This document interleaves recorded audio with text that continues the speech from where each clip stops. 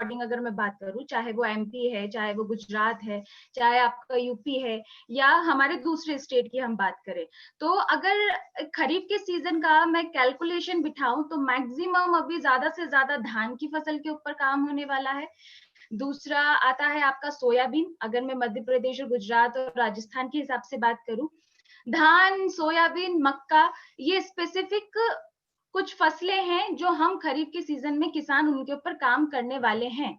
और जैसा कि आप लोगों को पता ही है कि अभी थोड़े टाइम पहले ही धनवंतरी ने कुछ प्रोडक्ट लॉन्च किए हैं जो स्पेशली खरीफ के सीजन में आप लोगों को काम आने वाले हैं, उसके बारे में हम डिस्कस करेंगे। बट सिमिलरली आज का मीटिंग का उद्देश्य देखिए, इसके पहले बहुत सारे हमारे मीटिंग्स हुए हैं। अगर मैं बात करूं, हमारे जो एग्रीकल्चर एक्सपर्ट, एग्रीकल्चर के जो गुरु हैं, चाहे वो सहाने सर हो, चाहे गुरुदत्ता सर हो, चाहे शालिनी मैम हो, तो ये लोग समय समय पे ऑलरेडी आप लोगों को इन्फॉर्मेशन देते रहते हैं। बट मेरा फोकस है क्यों ना आज हम हमारे धनवंतरी के सारे प्रोडक्ट्स को ब्रीफ में ही सही बट एटलीस्ट टेक्निकली थोड़ा सा समझें। क्योंकि देखिए अभी होता क्या है, बात करें अगर हम किसानों की, तो किसानों का मैं एक पॉइंट आपको बता दूं, किसान हमसे ज्यादा समझदार हैं। हम किसानों को सिखाने वाले कोई नहीं होते, क्योंकि वो दिन रात प्रैक्टिकली काम करके फील्ड में नॉलेज ले करके अपग्रेडेड हो रहे हैं और वो हमसे बेहतर काम करना जानते हैं। बट बात करें अगर हमारे डिस्ट्रीब्यूटर की, तो बट ऑब्वियसली आप लोगों के पास टेक्निकली नॉलेज नहीं होने के कारण आपके सपोर्ट के लिए हम लोग यहाँ पर बैठे हैं। तो फर्क सिर्फ इतना है कि किसान को हमें कुछ सिखाना या बताना नहीं है, सिर्फ हम ये चाहते हैं कि जो पद्धति या जो तरीका किसान सालों से अपनाता आ रहा है, उस पद्धति में अगर कुछ परसेंट टेक्नोलॉजी धनवंतरी के माध्यम से ऐड हो जाती है, और मेरा यकीन मानिए उस प्लेटफॉर्म पे अगर किसान को 1 कुंटल 2 कुंटल का भी प्रॉफिट हो जाता है, तो वो किसान जिंदगी भर याद रखता है कि नहीं, किसी चीज के कारण उसको फायदा हुआ, क्योंकि किसान को छलने वाले मार्केट में बहुत लोग हैं। तो ये सबसे इम्पोर्टेंट फैक्टर है कि इस सब चरण में धनवंतरी अपना बहुत बड़ा रोल अदा कर रही है, वही मैं आप लोगों को इन्फॉर्मेशन दूंगी, पहली चीज। दूसरी इंपॉर्टेंट चीज, अभी देखिए इतने लंबे समय से हम लोग धनवंतरी में, मैं एक चीज ऑब्जर्व कर रही हूँ, डे बाय डे कुछ ना कुछ अपग्रेडेशन हो रहा है, चाहे वो प्रोडक्ट के हिसाब से हो, चाहे वो दूसरे किसी भी टर्म्स में अगर हम बात करें। बट हमारे चाहे डिस्ट्रीब्यूटर्स हैं, चाहे हमारे किसान हैं, कुछ लोगों के लिए अंडरस्टैंड करना थोड़ा सा डिफिकल्ट हो जाता है। फॉर एग्जाम्पल, अभी हम सब जानते हैं कि निमारिच और सिल्कोरिच ये 2 प्रोडक्ट हैं जो इंसेक्ट्स में या कीड़ों के ऊपर काम करते हैं। लेकिन कई लोगों को ये भी कंफ्यूजन होता है कि सिल्कोरिच हमें कहाँ देना है और निमारिच हमें कहाँ देना है, तो ये सबसे बड़ा कंफ्यूजन। दूसरी अगर बात करें, आरपीएस लिक्विड और ग्रैनुलर, ये 2 प्रोडक्ट थे जिससे कंपनी ने शुरुआत की थी, और ये बात मैं बहुत अच्छे से जानती हूँ। आप लोगों को आवाज आ रही है प्रॉपरली? अगर आवाज में कुछ डिस्टरबेंस हो तो प्लीज आप लोग मुझे क्लियर कीजिएगा। ओके, हाँ श्योर। अगर कुछ भी नेटवर्क का थोड़ा सा एरर होता है तो आप लोग मुझे अपडेट कर सकते हैं। रमन सर, आप ऑलरेडी मीटिंग में हैं, तो प्लीज आप मुझे अपडेट कीजिएगा, सो दैट मैं यहाँ पर स्क्रीन पे फोकस करने वाली हूँ, इस वजह से। तो हम लोग मैं बात कर रही थी कि हमारे जितने भी प्रोडक्ट्स हैं, उन प्रोडक्ट के बारे में अगर आप बेसिक बेसिक पॉइंट अगर समझ लेंगे, अंडरस्टैंड कर लेंगे कि कौन सा प्रोडक्ट हमें किस जगह पे देना है, तो वो डिस्ट्रीब्यूटर है चाहे हमारे किसान है, उन लोगों के लिए भी इजी हो जाएगा। दूसरा, किस तरीके से कौन सा प्रोडक्ट इस्तेमाल करके किसान ज्यादा बेनिफिट ले सकता है या ज्यादा मुनाफा ले सकता है, उसके बारे में भी हम लोग डिस्कस करेंगे। तो अभी विदाउट एनी डिले हम लोग शुरू करते हैं कि आज हमारे जितने भी प्रोडक्ट्स हैं उनके बारे में हम लोग डिस्कस करेंगे। उसी के साथ साथ हमारे जितने भी अभी खरीफ की फसल आने वाली, चाहे वो धान है, चाहे वो सोयाबीन है, उसकी मैं आप लोगों को एक ब्रीफ इंफॉर्मेशन दूंगी कि उस फसल में क्या प्रॉब्लम आ सकती है और उस प्रॉब्लम को सॉर्ट आउट करने के लिए हम धनवंतरी के कौन से प्रोडक्ट इस्तेमाल कर सकते हैं। ज्यादा डिस्क्रिप्टिव वे में हम लोग नहीं स्ट्रेच करेंगे, क्योंकि ऑब्वियसली एक मीटिंग में इतना टाइम हमारे पास अवेलेबल नहीं होता है। बट मैं अपना बेस्ट टू बेस्ट ट्राई करने की कोशिश करूंगी कि मैं आप सब लोगों को जो भी प्रोडक्ट्स हैं वो मैं एक बार क्लियर कर दूं। उसके बाद हम लोग जो खरीफ के सीजन में हमारी फसलें लगने वाली है उनके हम पॉइंट क्लियर कर लें। देन अगेन हम आते हैं आप लोगों की क्वेरीज के ऊपर। तो आप लोगों के मन में कुछ प्रश्न है, कुछ सवाल है, या आप लोग उसके कुछ समाधान चाहते हैं, तो उस क्वेरी को कैसे रिजॉल्व करना है सिमिलरली वो भी मैं आपके साथ डिस्कस करूंगी। तो रमन सर, आप वहां से स्क्रीन एक्सेस कर पा रहे हैं? तो मेरा अगर स्लाइड आप शेयर कर सकते हैं तो प्लीज कर दीजिए। अभी आपने बीच में भी स्टार्टअप किया था आई गेस, अदरवाइज हम लोग शुरू करते हैं। रमन सर, आपको मेरी आवाज आ रही है?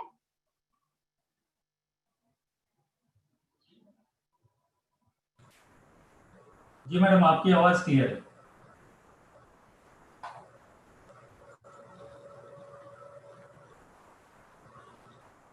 आप लोगों को मेरा स्क्रीन दिखाई दे रहा है?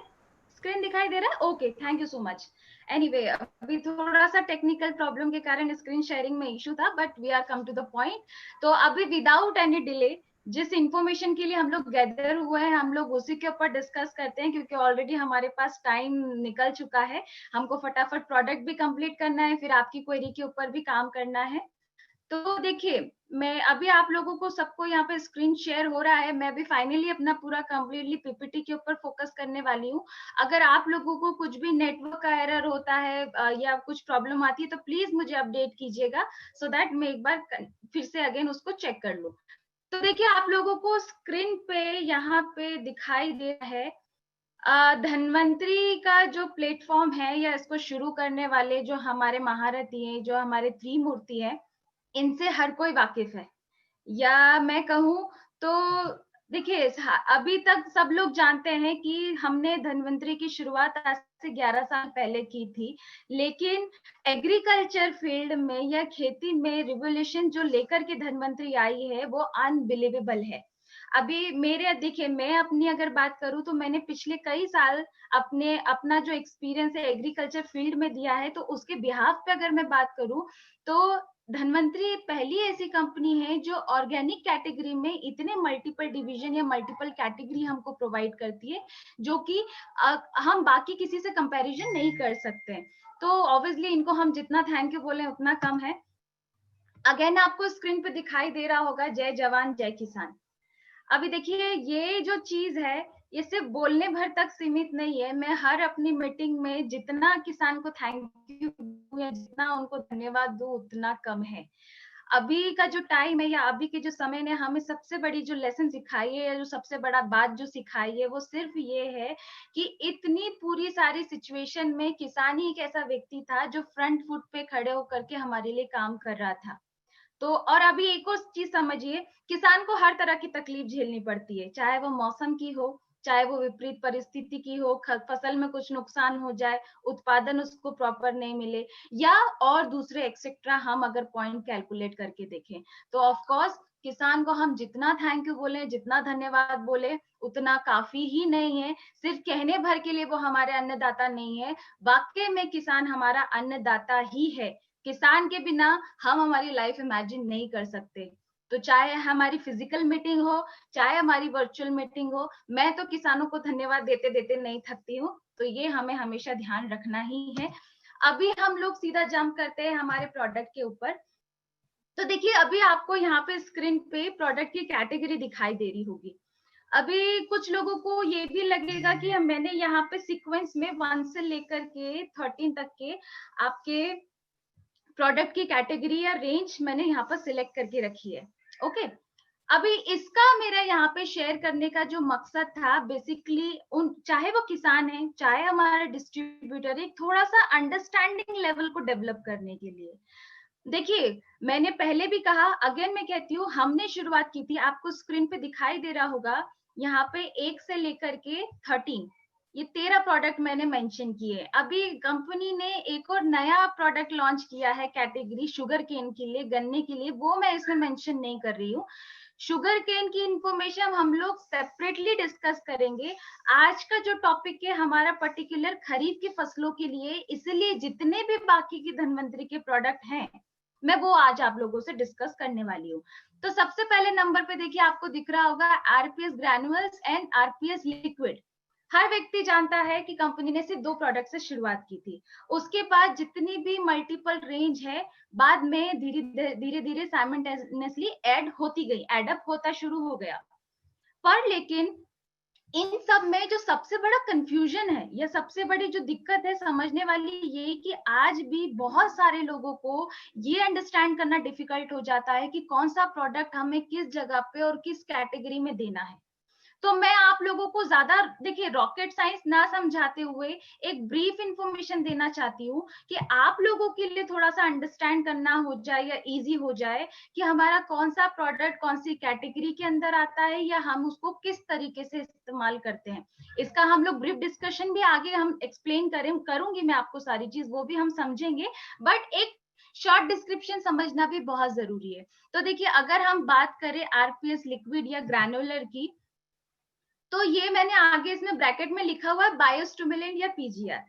मैं बिल्कुल सरल भाषा में अगर किसानों की भाषा में बात करूं तो बायोस्टिमुलेंट क्या, जो किसी भी पौधे के लिए या किसी भी फसल के लिए टॉनिक की तरह काम करते हैं, उनको एनर्जी बूस्ट अप देते हैं, टॉनिक कहलाएगा वो। तो ये उन कैटेगरी के अंदर आ जाता है। तीसरे नंबर पे आपको दिखाई दे रहा होगा, यहाँ पर मेंशन है बैक्टोरिज। बैक्टोरिज बेसिकली हमने जितने भी हमारे बैक्टीरिया की रेंज है, जिनको हम माइक्रो न्यूट्रिएंट्स भी कहते हैं, उनकी एक कैटेगरी को एक जगह पे कलेक्ट करके एक बॉक्स में प्रोवाइड करते हैं, जिसका नाम हमने दिया बैक्टोरिज। अभी बात करें, फोर्थ नंबर पे है सॉइल गार्ड। तो सॉइल गार्ड जो है वो फंगिसाइड की कैटेगरी में है, मतलब जितने भी कवक जीवी जो रोग हैं जो जड़ से पनपते हैं या फंगस के कारण जो रोग आपको फसल के अंदर देखने को मिलते हैं, उस प्रॉब्लम के लिए हम लोग सॉइल गार्ड रिकमेंड करते हैं। फिर बात करते हैं पांचवें नंबर पे और छठे नंबर पे, तो यहाँ पे मेंशन है इम्यूनोरिच और सिल्कोरिच। तो ये दोनों ही प्रोडक्ट बायो इंसेक्टिसाइड या बायो पेस्टिसाइड की कैटेगरी में आते हैं। बायो इंसेक्टिसाइड एज इन जिसके अंदर किसी प्रकार की केमिकल का इस्तेमाल नहीं हो रहा है, लेकिन वो कीड़ों को खत्म करने का काम कर रहे हैं। एक का प्रोसेस है लाइफ स्ट्रक्चर को डिस्ट्रॉय करने का, एक मैकेनिकल प्रोसेस के थ्रू काम करता है, वो मैं आपको आगे डिटेल में डिस्क्रिप्शन दूंगी। सेवेंथ नंबर पे आता है स्टिकोरिच। देखिए स्टिकोरिच कोई रॉकेट साइंस नहीं है, सिंपली आम भाषा में किसान जो इसको कहता है वो नॉर्मल चिपको भी कहता है, चिपको कह सकते हैं, स्टिकिंग एजेंट कह सकते हैं, स्प्रेडर कह सकते हैं। अभी मानसून का सीजन आने वाला है, तो मानसून के सीजन में जितने भी दवाइयों के स्प्रे किसान करेंगे, तो उनके साथ में ये जो भी हमारा स्टिकोरिच है उसको मिक्स करके इस्तेमाल किया जाएगा। डिटेल में अभी हम आगे डिस्कस करेंगे। फिर 8th नंबर पे है निमारिच। अगेन ये भी बायो इंसेक्टिसाइड की कैटेगरी के अंदर ही आता है, लेकिन सिर्फ एक प्रकार के कीड़े के लिए, वो है आपका व्हाइट गरब या गोबर कीड़ा। अभी देखिए कुछ लोगों को निमारिच और सिल्कोरिच में कंफ्यूजन भी है, वो कंफ्यूजन भी मैं आगे जब डिटेल में आपको प्रोडक्ट डिस्कस करूंगी तो मैं दूर करूंगी। उसके बाद आते हैं 9th नंबर पे ट्रैपोरिच। तो ट्रैपोरिच कुछ नहीं है, सिंपल से हमारे जिस प्रकार से जो किसान जैविक खेती में फेरोमोन ट्रैप्स या पत्ते इस्तेमाल करते हैं, उसी कैटेगरी में ट्रैपोरिच आता है। फिर 10th नंबर पे है हमारा कंपोस्ट रिच। ऑब्वियसली अभी रिसेंटली हमने ये प्रोडक्ट लॉन्च किया है कंपोस्ट रिच, जो जितना भी हमारा कंपोस्ट है उसको खाद में कन्वर्ट करने का काम करता है। ग्रेन रिच, जो भी हम घर में अनाज प्रिजर्व करके रखते हैं, संभाल के रखते हैं, उन अनाज को संभालने के लिए ग्रेन रिच काम करता है, प्रोटेक्शन देने के लिए। फिर बात करते हैं फ्लोरा रिच। तो फ्लोरा रिच भी काइंड ऑफ आपका बायोस्टिमुलेंट ही है, लेकिन किसके लिए? फ्लावरिंग ग्रोथ के लिए, फूलों की वृद्धि के लिए। फिर 13 नंबर पे आता है बीजो रिच। बीजो रिच अगेन बीज उपचार की या सीड ट्रीटमेंट की प्रक्रिया के लिए सबसे इंपॉर्टेंट प्रोडक्ट है, लेकिन इसके अंदर हमने कंटेंट कौन से इस्तेमाल किए? कंप्लीटली बैक्टीरिया, जीवाणु। अभी इन्हीं सारे प्रोडक्ट को हम लोग आगे डिस्क्रिप्टिव वे में डिस्कस करेंगे। तो देखिए अभी आपको स्क्रीन पे सभी को दिखाई दे रहा होगा, यहाँ पे आपको आरपीएस लिक्विड शो कर रहा है। अभी मैं बात करूं आरपीएस की, तो देखिए मैं कंपनी में बहुत लंबे अरसे से नहीं आई हूँ, मैं बहुत रिसेंटली अभी कंपनी में जुड़ी हूँ, लेकिन मैंने एक चीज नोटिस की है, आज अगर आप किसी भी छोटे से गांव में चले जाइए, किसी भी छोटे से कस्बे में चले जाइए, किसी भी एरिया में जाइए, आरपीएस ऐसा हो ही नहीं सकता कि कोई किसान ये बोले कि हमने उसका नाम नहीं सुना या हम नहीं जानते। हर एक एरिया में कहीं ना कहीं किसी ना किसी किसान ने, चाहे वो लिक्विड हो चाहे वो ग्रैनुलर हो, उसका इस्तेमाल किया ही है। और इसका कंप्लीटली क्रेडिट, पूरा पूरा क्रेडिट किसको जाता है? आप लोगों को, क्योंकि आप लोगों ने हर एक व्यक्ति तक इसको पहुंचाया। इसको फेमस करने के पीछे आप लोग ही हैं। बट मैं एक चीज को लेकर के हमेशा वंडरिंग रहती हूँ कि कुछ लोग बोलते हैं कि आरपीएस के रिजल्ट एकदम अनबिलीवेबल है, मतलब एकदम अफलातून रिजल्ट जिसका हम अंदाजा भी नहीं लगा सकते। कुछ किसान बोलते हैं कि मैडम हमने कुछ भी इस्तेमाल नहीं किया, सिर्फ आरपीएस इस्तेमाल किया, हमको रिजल्ट मिल गया। कुछ लोगों का कहना ये भी है कि हमने आरपीएस इस्तेमाल किया लेकिन जैसा हम एक्सपेक्ट कर रहे थे वैसा हमको रिजल्ट नहीं मिला। तो मैं कुछ टेक्निकल आप लोगों की पॉइंट क्लियर करूंगी, पर उसके क्लियर करने के पहले सिंपल सा जो हमको एक चीज समझनी है कि आज हमारा आरपीएस लिक्विड हो चाहे ग्रैनुलर हो, ये दोनों प्रोडक्ट बने किससे हैं, इसके अंदर हमने तत्व कौन से इस्तेमाल किए हैं जिसके कारण हमको इसका प्रॉपर रिजल्ट देखने को मिलता है। तो देखिए अगेन फिर वही बात है, ये कोई रॉकेट साइंस नहीं है। आपको सबसे पहले स्क्रीन पे दिख रहा होगा यहाँ पे मेरे लेफ्ट हैंड साइड पे, यहाँ पे मैंने मेंशन किया है लियोनाडाइट। अभी लियोनाडाइट क्या बला है? बहुत सारे किसान बोलेंगे कि हमें लियोनाडाइट से क्या लेना देना, या लियोनाडाइट क्या होता है, डजंट मैटर। कि हमारे डिस्ट्रीब्यूटर इसलिए समझने लगे क्योंकि आप लोग ये शब्द सुनते सुनते यूज टू हो गए हैं। लेकिन अगर आज लियोनाडाइट की मैं बात करूं तो लियोनाडाइट के माध्यम से जो ह्यूमिक एसिड, फुल्विक एसिड या ऑर्गेनिक पदार्थ इस प्रोडक्ट के अंदर मिक्स हो रहे हैं, वही हमको अफलातून रिजल्ट दिखाते हैं। उसी का परिणाम मिलता है जो फसल के अंदर हमको अलग से रिजल्ट देखने को मिलता है। लेकिन बात करें ये लियोनाडाइट आता कहाँ से है, या हम इसको इस्तेमाल कैसे करते हैं, या इसको हमने कैसे इसमें प्रोडक्ट के अंदर ऐड किया है, तो उसको समझने के लिए आपको अगेन स्क्रीन पे को यहाँ पर स्ट्रक्चर दिख रहा होगा। तो देखिए यहाँ पे आपको ये चित्र सभी को दिखाई दे रहा है, ये बेसिकली हमारी मिट्टी की परत है। मिट्टी की अलग अलग लेयर है। आपको यहाँ पे दिख रहा होगा, जहां पे ये ब्राउन ब्राउन लेयर शो हो रही है, यहाँ पे हर मैरून कलर की परत के अंदर लियोनाडाइड लिखा हुआ है। तो बेसिकली जमीन की परत के नीचे जैसे जैसे आप नीचे जाते हैं तो लियोनाडाइड पाया जाता है।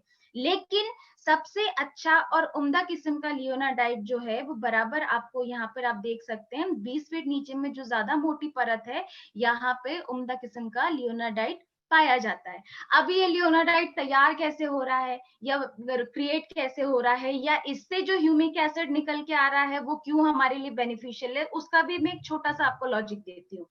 देखिए पहली चीज तो ये जो परत है ये सालों की प्रक्रिया है। जो भी हमारे घने जंगल है वहां पर ये परत निर्माण होता है, ये डेवलप होती है। दूसरी इंपॉर्टेंट चीज, ये उस मिट्टी में डेवलप होती है जहां पे किसी प्रकार के केमिकल रसायन का इस्तेमाल नहीं होता। अभी किसान कोई भी जंगलों में जाकर के तो केमिकल छिड़काव नहीं करेगा ना। दूसरी इंपॉर्टेंट चीज, जंगलों में जीव जंतु भी होंगे और हमारे छोटे छोटे जो भी है पेड़ पौधे भी होंगे। तो अभी जीव जंतु पेड़ पौधे जो प्रकृति का नियम है कि अपघटित भी होंगे, फिर बारिश के पानी के साथ जाके जमीन की तली में इकट्ठा होंगे। तो ये जितना भी मटेरियल है बारिश के पानी के साथ जाके जो तली में बराबर 20 फीट नीचे कलेक्ट होता है, यही अर्क को, इस पूरे मटेरियल को, अर्क को हम लोग ह्यूमस कहते हैं। और इसी ह्यूमस में सबसे उम्दा किस्म का ह्यूमिक एसिड, फुल्विक एसिड और ये सारे प्रोडक्ट, ये जो भी हमारे कंटेंट है वो पाए जाते हैं। ये एक वही इंटायर प्रोसेस है जिसके कारण आपको आरपीएस का अनबिलीवेबल रिजल्ट देखने को मिलता है। क्योंकि देखिए इमेजिन कीजिए, ये कोई किसी फैक्ट्री या किसी कंपनी में तैयार होने वाली चीज नहीं है, नेचुरल प्रोसेस है, नेचुरल पद्धति से तैयार हो रहा है, इसी वजह से वो आपको वहां पे अलग तरीके से रिजल्ट दे रहा है। तो ये तो बात हो गई तत्वों की, लेकिन आरपीएस जमीन में जाकर के काम कैसे करता है, तो सबसे पहली चीज मैं आपको एक और ये बताती हूँ। ये तो बात हुई हमने तत्वों की कि इसमें कंटेंट कौन कौन से हैं। लेकिन अगर मैं बात करूं आरपीएस के इस्तेमाल की, तो इसकी सबसे बड़ी खासियत ये है कि आप इसको फसल की किसी भी अवस्था में इस्तेमाल कर सकते हैं। चाहे बीज उपचार हो, चाहे आपको बीज उपचार के बाद स्प्रे में इस्तेमाल करना हो, चाहे आप इरिगेशन या ड्रिप के माध्यम से, सिंचाई के माध्यम से आप इसको इस्तेमाल करना चाहे, मतलब आप किसी भी अवस्था में इसको फसल में दे सकते हैं। सबसे जरूरी बात, बीज उपचार किसी भी फसल की सबसे पहली सीढ़ी होती है, सबसे जरूरी कदम होता है। तो वहां पे आपको अगर अच्छे रिजल्ट आप चाहते हैं तो बीज उपचार में हमको रिकमेंड करना ही करना है।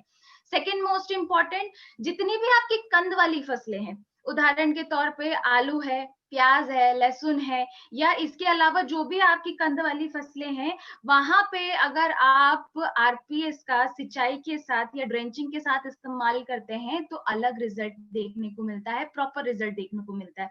मैं प्रैक्टिकली फैक्ट के ऊपर बात कर रही हूँ। क्यों? क्योंकि एमपी की टीम के साथ मैंने ऑलरेडी प्रैक्टिकली फील्ड पे इसके रिजल्ट लिए हैं, उस बिहाफ पे मैं आपकी बात कर रही हूँ।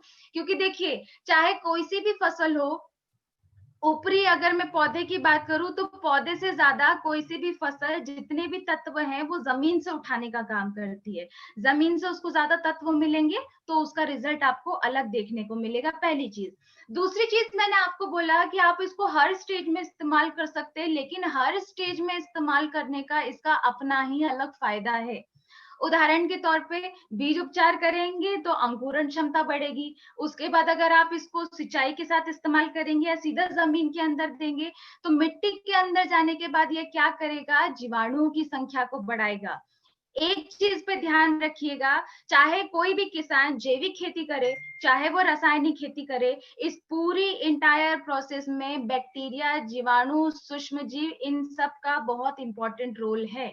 इसके बिना कोई किसान खेती नहीं कर सकता। मैं यहाँ तक कि आपको बोल सकती हूँ, जिस दिन जमीन से ये बैक्टीरिया खत्म हो गए, कोई किसान कुंटलों से या टनों से यूरिया डीएपी भी इस्तेमाल करेगा, वो कुछ नहीं कर सकता। तो आज के समय में जो सबसे बड़ा विषय है कि खेती तो हमें करनी है, लेकिन उसके साथ साथ जो हमारी जमीन के मित्र जीव हैं उनको भी हमको संभालना है। क्योंकि हो क्या रहा है, एक्सेसिव केमिकल का इस्तेमाल करते करते ये हमारे मित्र जीव या केचुए ये हमको दिखाई देने बंद हो गए। केचुए तो बहुत मुश्किल से ही देखने को मिलते हैं, तो ये सबसे बड़ा फैक्टर है।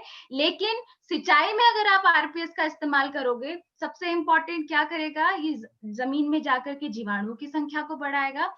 सेकेंड मोस्ट इंपॉर्टेंट चीज, जमीन के अंदर जितने भी आपके काम के तत्व हैं, देखिए पहली चीज समझिए, फसल को नहीं पता क्या अच्छा है क्या बुरा है, उसको तो जड़ों की कक्षा में जो तत्व मिलेंगे वो तत्व उठाएगा। लेकिन अगर आप ये समझिए कि जमीन के अंदर कुछ ऐसा तत्व जाता है जो हानिकारक तत्वों को जड़ों की कक्षा से दूर भेज दे, और जितने भी काम के तत्व हैं सिर्फ वो जड़ की कक्षा में रहें, तो वही आपकी फसल में निकल के आएंगे। तो ये सबसे इंपॉर्टेंट रोल है आरपीएस लिक्विड का। जितने भी काम के तत्व हैं उनको जड़ों की कक्षा में रखेगा, खराब वेस्ट मटेरियल को जड़ों की कक्षा से दूर भेज देगा। And third most important is, धीरे धीरे आपकी जमीन की कंडीशन को सुधारने का काम करेगा। जो सालों पहले आपकी जमीन हुआ करती थी उस कंडीशन पे ये आपकी जमीन को लेकर के आएगा। तो ये तो था सिंचाई के माध्यम से। अब बात करते हैं स्प्रे के लिए। तो देखिए, बहुत जगह पे अभी किसान क्या करते हैं, अभी चाहे हमारा इंसेक्टिसाइड हो, चाहे कीड़ों को मारने की किसी भी प्रकार की दवाई हो, हम इसमें हार्श से हार्श केमिकल का इस्तेमाल करते हैं। अब उस कंडीशन में क्या होता है, वो केमिकल का कहीं ना कहीं आपके पौधे के ऊपर भी तो स्ट्रेस आता है। एक तरीके से स्ट्रेस ही है, चाहे वो प्राकृतिक स्ट्रेस हो, चाहे वो किसी भी प्रकार की दवाई का हो। कई बार किसान आपको बोलेंगे भी कि हमने ये दवाई का छिड़काव किया जिसका दुष्परिणाम की फसल जल गई या खराब हो गई। उस स्थिति में अगर हम उसी पर्टिकुलर दवाई के साथ आरपीएस मिक्स करके उसका छिड़काव करते हैं तो आरपीएस फसल के तनाव को भी दूर करने का काम करता है। पहला पॉइंट। दूसरा इंपॉर्टेंट पॉइंट, किसी भी फसल की वेजिटेटिव ग्रोथ। देखिए, जड़ के विकास के बाद जो ऊपर की जो ग्रोथ है, चाहे वो पत्ते, तने, शाखाओं का विकास हो, फूलों का विकास हो, फलों का विकास हो, फिर फलों का पकना हो, ये सारी स्टेज में हर एक पौधा अपने शरीर से हार्मोन्स रिलीज करता है, और उस हार्मोन को स्टिमुलेट करने का, बढ़ावा देने का काम ही आरपीएस करेगा। मतलब अल्टीमेटली ये किसी भी फसल की वेजिटेटिव ग्रोथ को और बूस्ट करेगा। कुछ लोग कहते भी हैं कि हमने इसको छिड़काव में इस्तेमाल किया है, एक खेत में नॉर्मल रिजल्ट है, लेकिन जहां छिड़काव में इस्तेमाल किया वहां पर एकदम से पत्तों के ऊपर हमको हरियाली देखने को मिलती है। जिस प्रकार से यूरिया इस्तेमाल करता है किसान, आज यूरिया डाला, 2 दिन बाद फसल के ऊपर हरापन दिख गया, किसान खुश कि यूरिया ने अपना रिजल्ट दे दिया। सिमिलरली वही प्रोसेस बिना यूरिया के भी आरपीएस अपना काम कर देता है। क्यों? वेजिटेटिव ग्रोथ को बढ़ाने का काम करता है।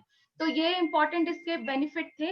अभी मैं बात करती हूँ डोजेज एंड रिकमेंडेशन के लिए कि कहाँ पे कितनी मात्रा में आपको इसको इस्तेमाल करना है। तो देखिए, अगर हम बात करें कि बीज उपचार की प्रक्रिया में आरपीएस का इस्तेमाल कर रहे हैं, तो 3 से 5 ml मात्रा हमको प्रति किलो बीज के लिए इस्तेमाल करनी है बीज उपचार में। उसके बाद अगर हम छिड़काव में इस्तेमाल कर रहे हैं, स्प्रे में इस्तेमाल कर रहे हैं, तो 15 लीटर का पंप कई जगह पे 20 या 25 लीटर का पंप भी इस्तेमाल होता है। तो आपको सीधा सा कि अगर 15 लीटर का पंप आप इस्तेमाल कर रहे हैं, तो उसमें 30 से 50 ml तक का आप डोज रख सकते हैं आरपीएस लिक्विड का।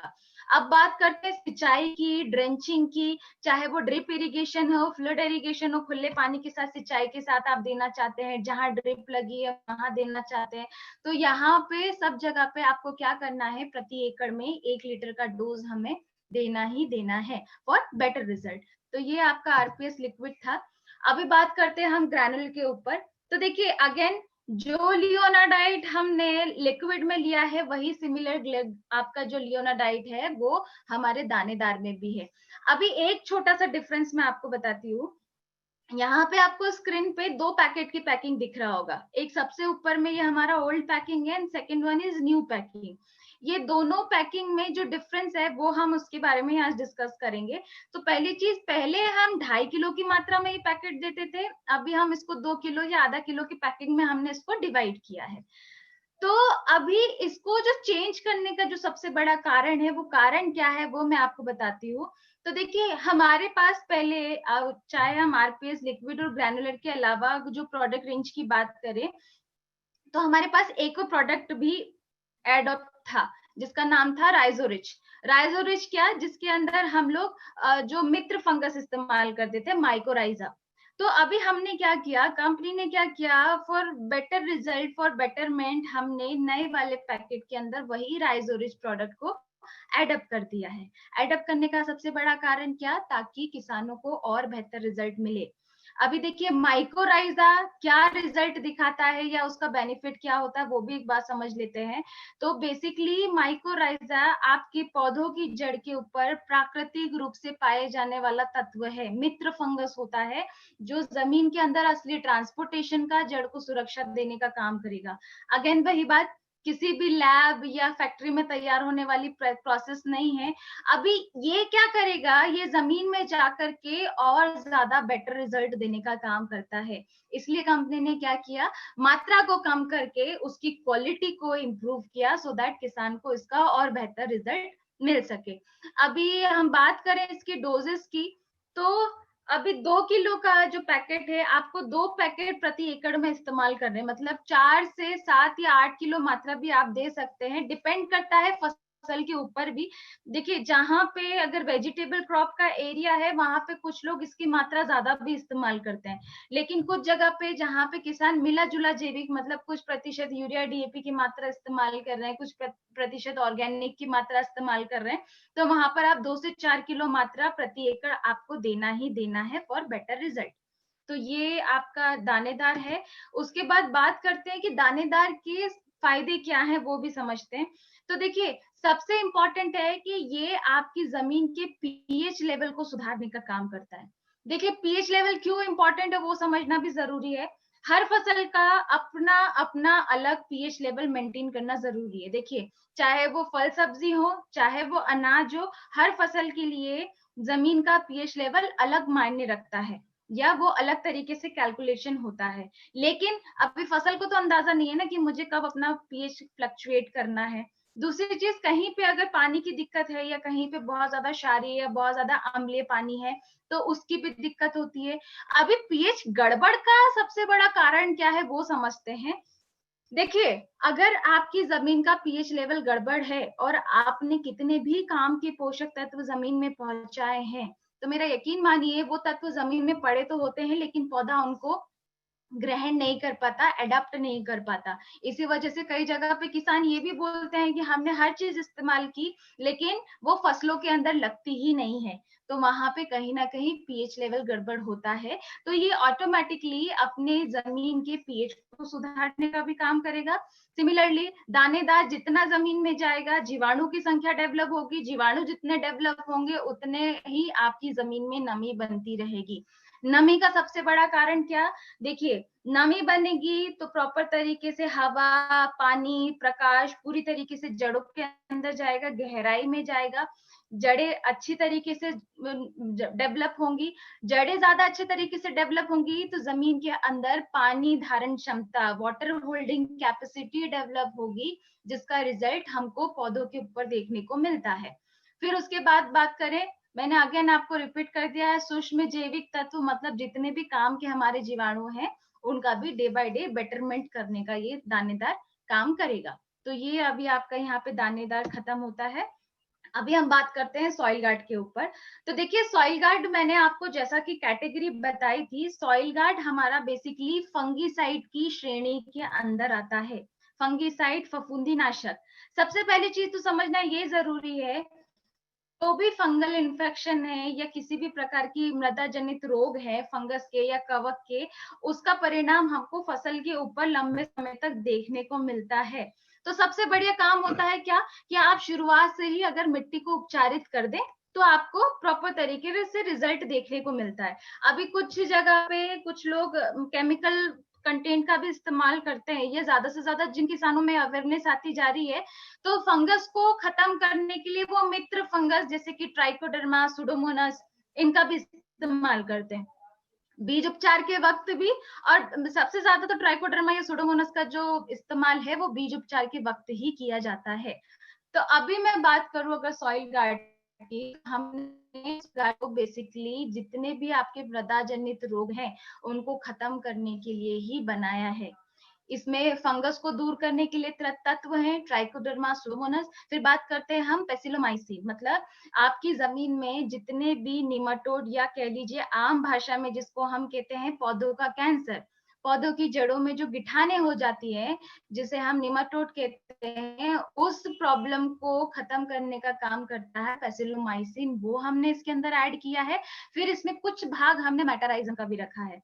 देखिए, मेटाराइजम की खासियत होती है जितने भी आपकी जमीन में सूक्ष्म जीव है, चाहे वो आपके दीमक है या आपके माहू कीट है, ये बेसिकली जड़ को कतरने का काम करते हैं। तो मेटाराइजम ये छोटे छोटे कीड़े जो जमीन में नुकसान पहुंचाएंगे उनको भी खत्म करने का काम करेगा, लेकिन जो आपका व्हाइट ग्रब है या गोबर कीड़ा है उसके ऊपर ये काम नहीं करेगा। मेक श्योर रखिएगा वहां पर ये काम नहीं करेगा। तो इस प्रकार से हमने ये 4 तत्वों से मिलकर के सॉइल गार्ड बनाया है।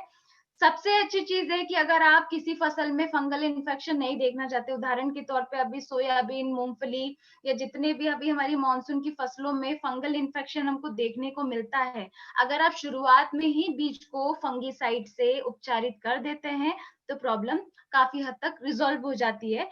अगर आप उस समय नहीं दे पाए हैं तो आप इसको सीधा सिंचाई के साथ जमीन में इरिगेशन भी कर सकते हैं, वहां पे भी आप इसको इस्तेमाल कर सकते हैं।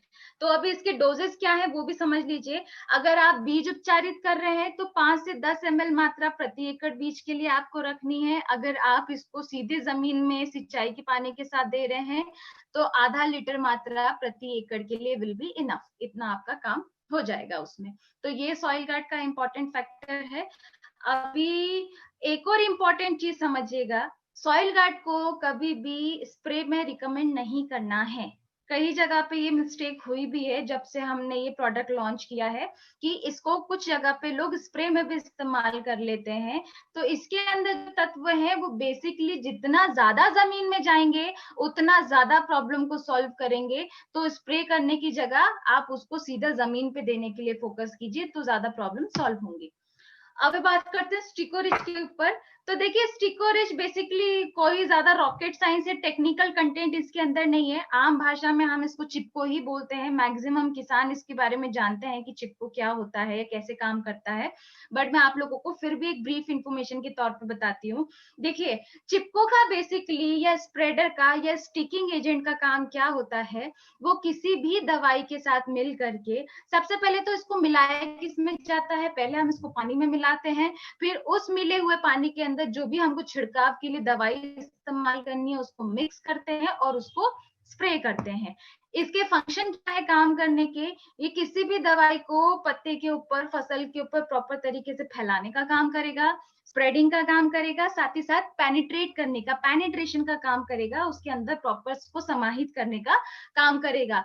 ऑल इन सॉल अगर मैं आपको सरल भाषा में समझाऊं तो किसी भी दवाई के असर को थोड़ा सा और इम्प्रूवमेंट देने के लिए चिपको बहुत अच्छी तरीके से काम करता है, स्पेशली मॉनसून के सीजन में। उदाहरण के तौर पे अभी मानसून की फसलों में किसान बहुत सारी चीजों का इस्तेमाल करेगा, छिड़काव में दवाई का भी इस्तेमाल करेगा। उसने दवाई का स्प्रे किया, बारिश का पानी गया, दवाई वेस्ट हो गई, किसी काम की नहीं। अभी ऐसी स्थिति में अगर वो इसी को चिपको के साथ उसको दवाई को मिक्स करेगा तो क्या ज्यादा लंबे समय तक फसल के ऊपर दवाई को चिपकाने का काम करेगी, मतलब संतुलित मात्रा को प्रॉपर जगह पे पहुंचाने का काम चिपको करेगा। ये तो थे इसके फंक्शन ऑफ एरिया। अभी बात करते हैं मात्रा की। तो देखिए मैंने स्क्रीन पे डोजेस 0.25 ml। कुछ लोगों को कंफ्यूजन ये भी होता है कि 15 लीटर के पंप में अगर हमको उसको मिक्स करना है तो कैसे करें, कैसे इस्तेमाल करें। और इजी समझना हो तो इसका देखिए 50 ml की सिंपल सी बॉटल आती है, 200 लीटर पानी के साथ आप इस 50 ml बॉटल को मिक्स कर लीजिए। फिर वो 200 लीटर पानी में से जितना भी पानी हमको स्प्रे में इस्तेमाल करना है हम सिमिलरली कर सकते हैं। तो ये हमारा स्टिकोरिज यहाँ पे वाइंड अप होता है। अभी बात करते हैं हम बैक्टोरिज के ऊपर। देखिए बैक्टोरिज अभी तक के धन्वंतरी की जितनी भी प्रोडक्ट रेंज है, इन सारी प्रोडक्ट रेंज में से one of the favourite product की कैटेगरी में आता है मेरी। मैं अपनी इंडिविजुअली बात करती हूँ। क्यों? क्योंकि हम बात कर रहे हैं किसान को फायदा पहुंचाने की। हम बोलते हैं किसान अगर थोड़ी सी टेक्नोलॉजी या थोड़ी सी प्रोसेस के अंदर सुधार कर ले तो वो अपना उत्पादन बढ़ा सकता है। देखिए किसान वैसे भी बहुत खर्चा करता है, लेकिन अगर आप वो खर्चा सही जगह पे करें तो आपको उसके बेटर रिजल्ट मिल सकते हैं। लेकिन ये बैक्टीरिया है क्या, या बैक्टीरिया काम कैसे करते हैं, या किस तरीके से ये काम करेंगे, इनका मेन इंपॉर्टेंस क्या है, वो मैं आज आप लोगों को सरल भाषा में समझाने की कोशिश करूंगी। बट उसके पहले आप लोगों को यहाँ पे स्क्रीन पे देख लीजिए हमने जो बैक्टीरिया जो बनाया है। सिंपल सा आपको यहाँ पर ये किट दिखाई दे रहा है। ये जो किट है इस किट के अंदर हमने 5 बैक्टीरिया की बोतल दी है और एक 100 ग्राम वैम्प मतलब वही हमारा फंगस का पैकेट दिया है, जिसके अंदर हमने जितने भी हमारे जीवाणु हैं उनका खाना भी, भोजन भी डाला हुआ है। अभी बात करें बैक्टीरिया की तो सबसे पहले तो ये सारे बैक्टीरिया 100 ml की मात्रा में है। कंजर्शियम नहीं है, मतलब सारे एक जगह पे नहीं है, हमने अलग अलग बॉटल में इनको फिल करके दिया है। इस वजह से इनकी जो लाइफ साइकिल है वो बढ़ जाती है, ज्यादा लंबे समय तक हम इसको स्टोर करके रख सकते हैं। दूसरी इंपॉर्टेंट चीज, सबसे पहली बॉटल पे आपको दिख रहा होगा यहाँ पे बना हुआ है एन, मतलब एक नाइट्रोजन का बैक्टीरिया, 2 फास्फोरस के बैक्टीरिया, 1 पोटाश का बैक्टीरिया और 1 जिंक का बैक्टीरिया, ऐसे करके 5 बैक्टीरिया की बॉटल हो गई। अब आपको यहाँ पे ऊपर स्क्रीन पे 4 अलग अलग डिफरेंट किट दिखाई दे रहे होंगे। यहाँ पर हर किट के नीचे एन एन एन इसके आगे अलग अलग नाम लिखा हुआ है। उसका मतलब क्या है वो समझ लेते हैं। तो देखिए एन मतलब नाइट्रोजन। अभी नाइट्रोजन का बैक्टीरिया हर फसल के अनुरूप अलग होता है।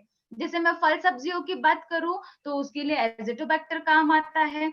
अगर मैं बात करूं हमारे शुगर केन के लिए या हमारे इसके लिए जितनी भी दलहन तिलहन वाली फसलें हैं उनके लिए, तो इनके लिए एसिडोबैक्टर या राइजोबियम इस प्रकार का बैक्टीरिया काम आता है। तो हमने क्या किया, बेसिकली जिस फसल के लिए जो नाइट्रोजन का बैक्टीरिया जरूरी है, उदाहरण के तौर पे पहला आप चित्र देखिए, फ्रूट एंड वेजिटेबल के लिए नाइट्रोजन का एजिटोबैक्टर है वो एक लिया, बाकी के चारों की चारों बॉटल सिमिलर। मतलब सिंपल सा लॉजिक है, हर पैकेट के अंदर सिर्फ नाइट्रोजन का बैक्टीरिया चेंज हुआ है, बाकी के सारे बैक्टीरिया एज इट इज हैं, सिमिलर हैं, वही इसके साथ वैम का पैकेट भी है। ये तो बात होगी बैक्टीरिया की। अभी ये फंक्शन कैसे करेंगे, काम कैसे करेंगे, वो समझना जरूरी है। तो देखिए जो 100 ml की मात्रा है, 100 ml की मात्रा में से जो 1 ml मात्रा है, उस 1 ml मात्रा में जो मैं बैक्टीरिया का सेल काउंट अगर कैलकुलेट करूं, मतलब 10 की पावर 11, 10 की पावर 11 यानी कि 1 ml में 20,000 करोड़ बैक्टीरिया का सेल काउंट। अभी आप अंदाजा लगाइए, 100 ml मात्रा के हिसाब से जो 5 बॉटल है, मतलब आधा लीटर मटेरियल में पहले ही हमने करोड़ों खरबों की तादाद में बैक्टीरिया का सेल काउंट दे दिया। अब ये क्या करेगा, जैसे जमीन में जाएगा, मल्टीप्लीकेशन का काम करेगा, गुणा भाग करके खुद की संख्या को बढ़ाएगा। खुद की संख्या को बढ़ाने के बाद आपकी फसल को जितना भी जरूरी तत्व चाहिए उसको भोजन के रूप में उपलब्ध कराने का काम करेगा। उदाहरण के तौर पे आज जो किसान यूरिया डीएपी के माध्यम से नाइट्रोजन देता है, उदाहरण के तौर पे एक यूरिया की बोरी में 46% नाइट्रोजन है। हम साइंटिफिकली प्रूवन है कि उसमें से 20 to 40% नाइट्रोजन ही कोई फसल अडेप्ट कर पाती है या उठा पाती है। वो भी डिपेंड करता है मिट्टी की कंडीशन पे। जहां पे सॉइल प्रॉपर है या मिट्टी अच्छी है तो वहां पे ज्यादा उसका एब्जॉर्प्शन हो जाएगा। जहां पे मिट्टी की क्वालिटी थोड़ी गड़बड़ है तो वहां पे कुछ प्रतिशत ही नाइट्रोजन एब्जॉर्ब होगी। लेकिन उस नाइट्रोजन में से, यूरिया की मैं बात कर रही हूँ, उसमें से 100% कुछ ना कुछ नाइट्रोजन लीच आउट होगी ही होगी। मतलब वो लीचिंग हो जाएगी, जड़ों की कक्षा से दूर चली जाएगी। कुछ हवा में वाष्पीकृत भी होगी।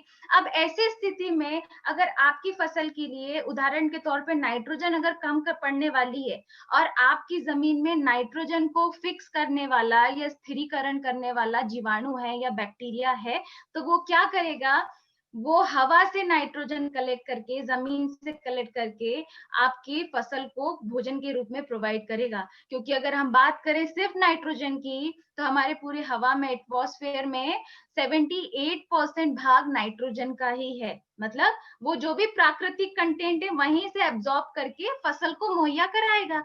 तो उसका जो रिजल्ट है वो अलग देखने को मिलता है। तो यहीं पे सबसे बड़ा जो मेजर पॉइंट है कि बैक्टोरेज के साथ जो हम हमारे बाकी के खादों की मात्रा को कम कर रहे हैं। उदाहरण के तौर पे अगर कोई किसान 100 किलो इस्तेमाल कर रहा था तो उसमें से कम मिनिमम 30 से 40 किलो तो बर्बाद ही होता है। ये मैं आपको नॉर्मल एवरेज फिगर बता रही हूँ, इससे ज्यादा भी बर्बाद होता है। लेकिन अगर उसी जगह पे किसान ने वो खाद की मात्रा को कम करके अगर जीवाणु या मित्र जीव बैक्टीरिया अपनी जमीन में पहुंचाए होते तो वो कम मात्रा भी संतुलित जगह पे पहुंचती।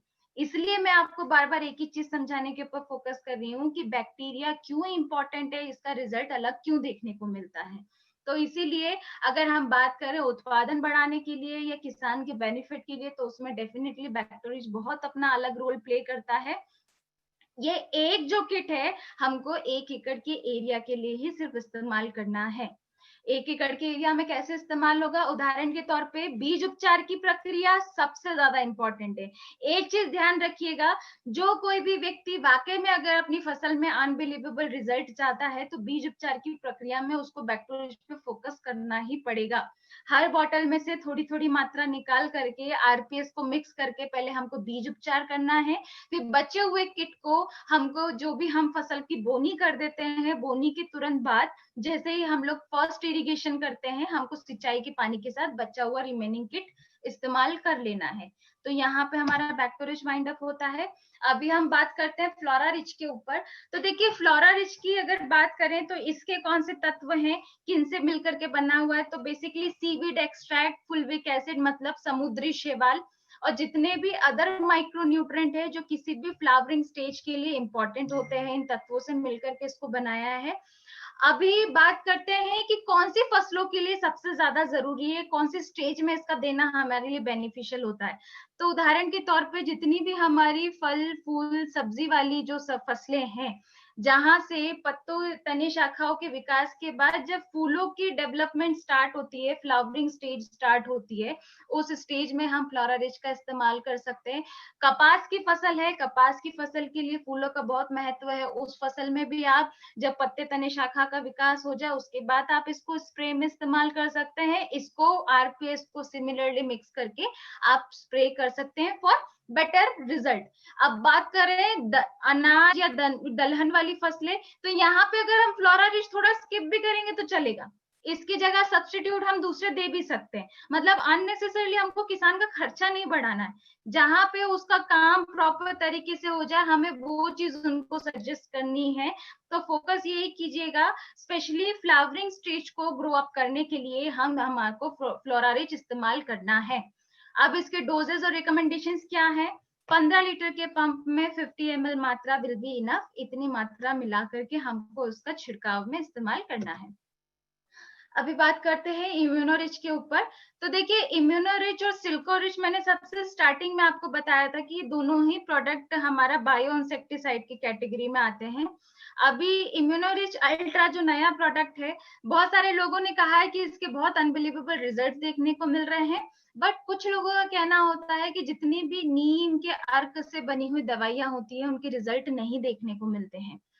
अभी मैं आपको एक सबसे बेसिक फंडा यहाँ पर क्लियर करने वाली हूँ, पर उसके पहले ये समझ लीजिए कि हमने इसके अंदर तत्व कौन कौन से इस्तेमाल किए। तो देखिए, इसके अंदर नीम, करंज, लहसुन, अदरक, इन सब का हमने एक्सट्रैक्शन करके वही तत्व इसमें इस्तेमाल किए हैं। दूसरी बात है कि अभी ये काम कैसे करता है। कुछ लोगों का, कुछ नहीं, मैं किसानों के पॉइंट ऑफ व्यू से बात करती हूँ। 90% किसानों का थॉट प्रोसेस होता है कि नीम की दवाई रिजल्ट नहीं देती, या नीम की दवाई से कभी भी हमको प्रॉपर रिजल्ट नहीं मिलता। क्यों नहीं मिलता? क्योंकि देखिए, हमने इसके अंदर कोई केमिकल तो इस्तेमाल नहीं किया है कि कीड़े आपको दिखे आपने तुरंत उसके ऊपर इसको स्प्रे किया और वो केमिकल ने जाकर के कीड़े को खत्म किया। हमने इसके अंदर वो प्राकृतिक तत्व इस्तेमाल किए हैं जो किसी भी कीड़े को मारने से ज्यादा उसके जीवन तंत्र को गड़बड़ करने का काम कर रहे हैं। पहली चीज। दूसरी चीज ये कि अभी जीवन तंत्र क्या है या उसको गड़बड़ करने के लिए नीम किस तरीके से काम कर रहा है, ये सब समझने के लिए पहले हमको ये जितने भी कीड़े हैं इनके लाइफ साइकिल को समझना पड़ेगा कि नीम की दवाई क्यों इफेक्टिव है और किस तरीके से काम करती है। तो अगर मैं एक नॉर्मल किसी भी पेस्ट की लाइफ साइकिल का डिस्कशन करूं, तो देखिए, जितना पहले तो सबसे इंपॉर्टेंट चीज कि ये जितने भी परजीवी हैं इनको प्रकृति ने जो पनपने का टाइम दिया है वो अमावस्या की 4 दिनों में दिया होता है। मतलब अमावस्या से 2 दिन पहले जो आपको यहाँ पे एडल्ट दिखाई दे रहा है, ये मादा, फीमेल जो है मैटिंग करके आपके खेत में अंडे छोड़ के जाते हैं, और अमावस्या से 2 दिन बाद ये अंडों से बच्चे बाहर आते हैं। बाहर आने के बाद पहली, दूसरी, तीसरी, चौथी अवस्था तक ये बच्चे रिपीटेडली स्पीड में सिर्फ खाने का काम करते हैं। ये स्पीड में खाते हैं कि रात रात भर में फसल खराब कर दे।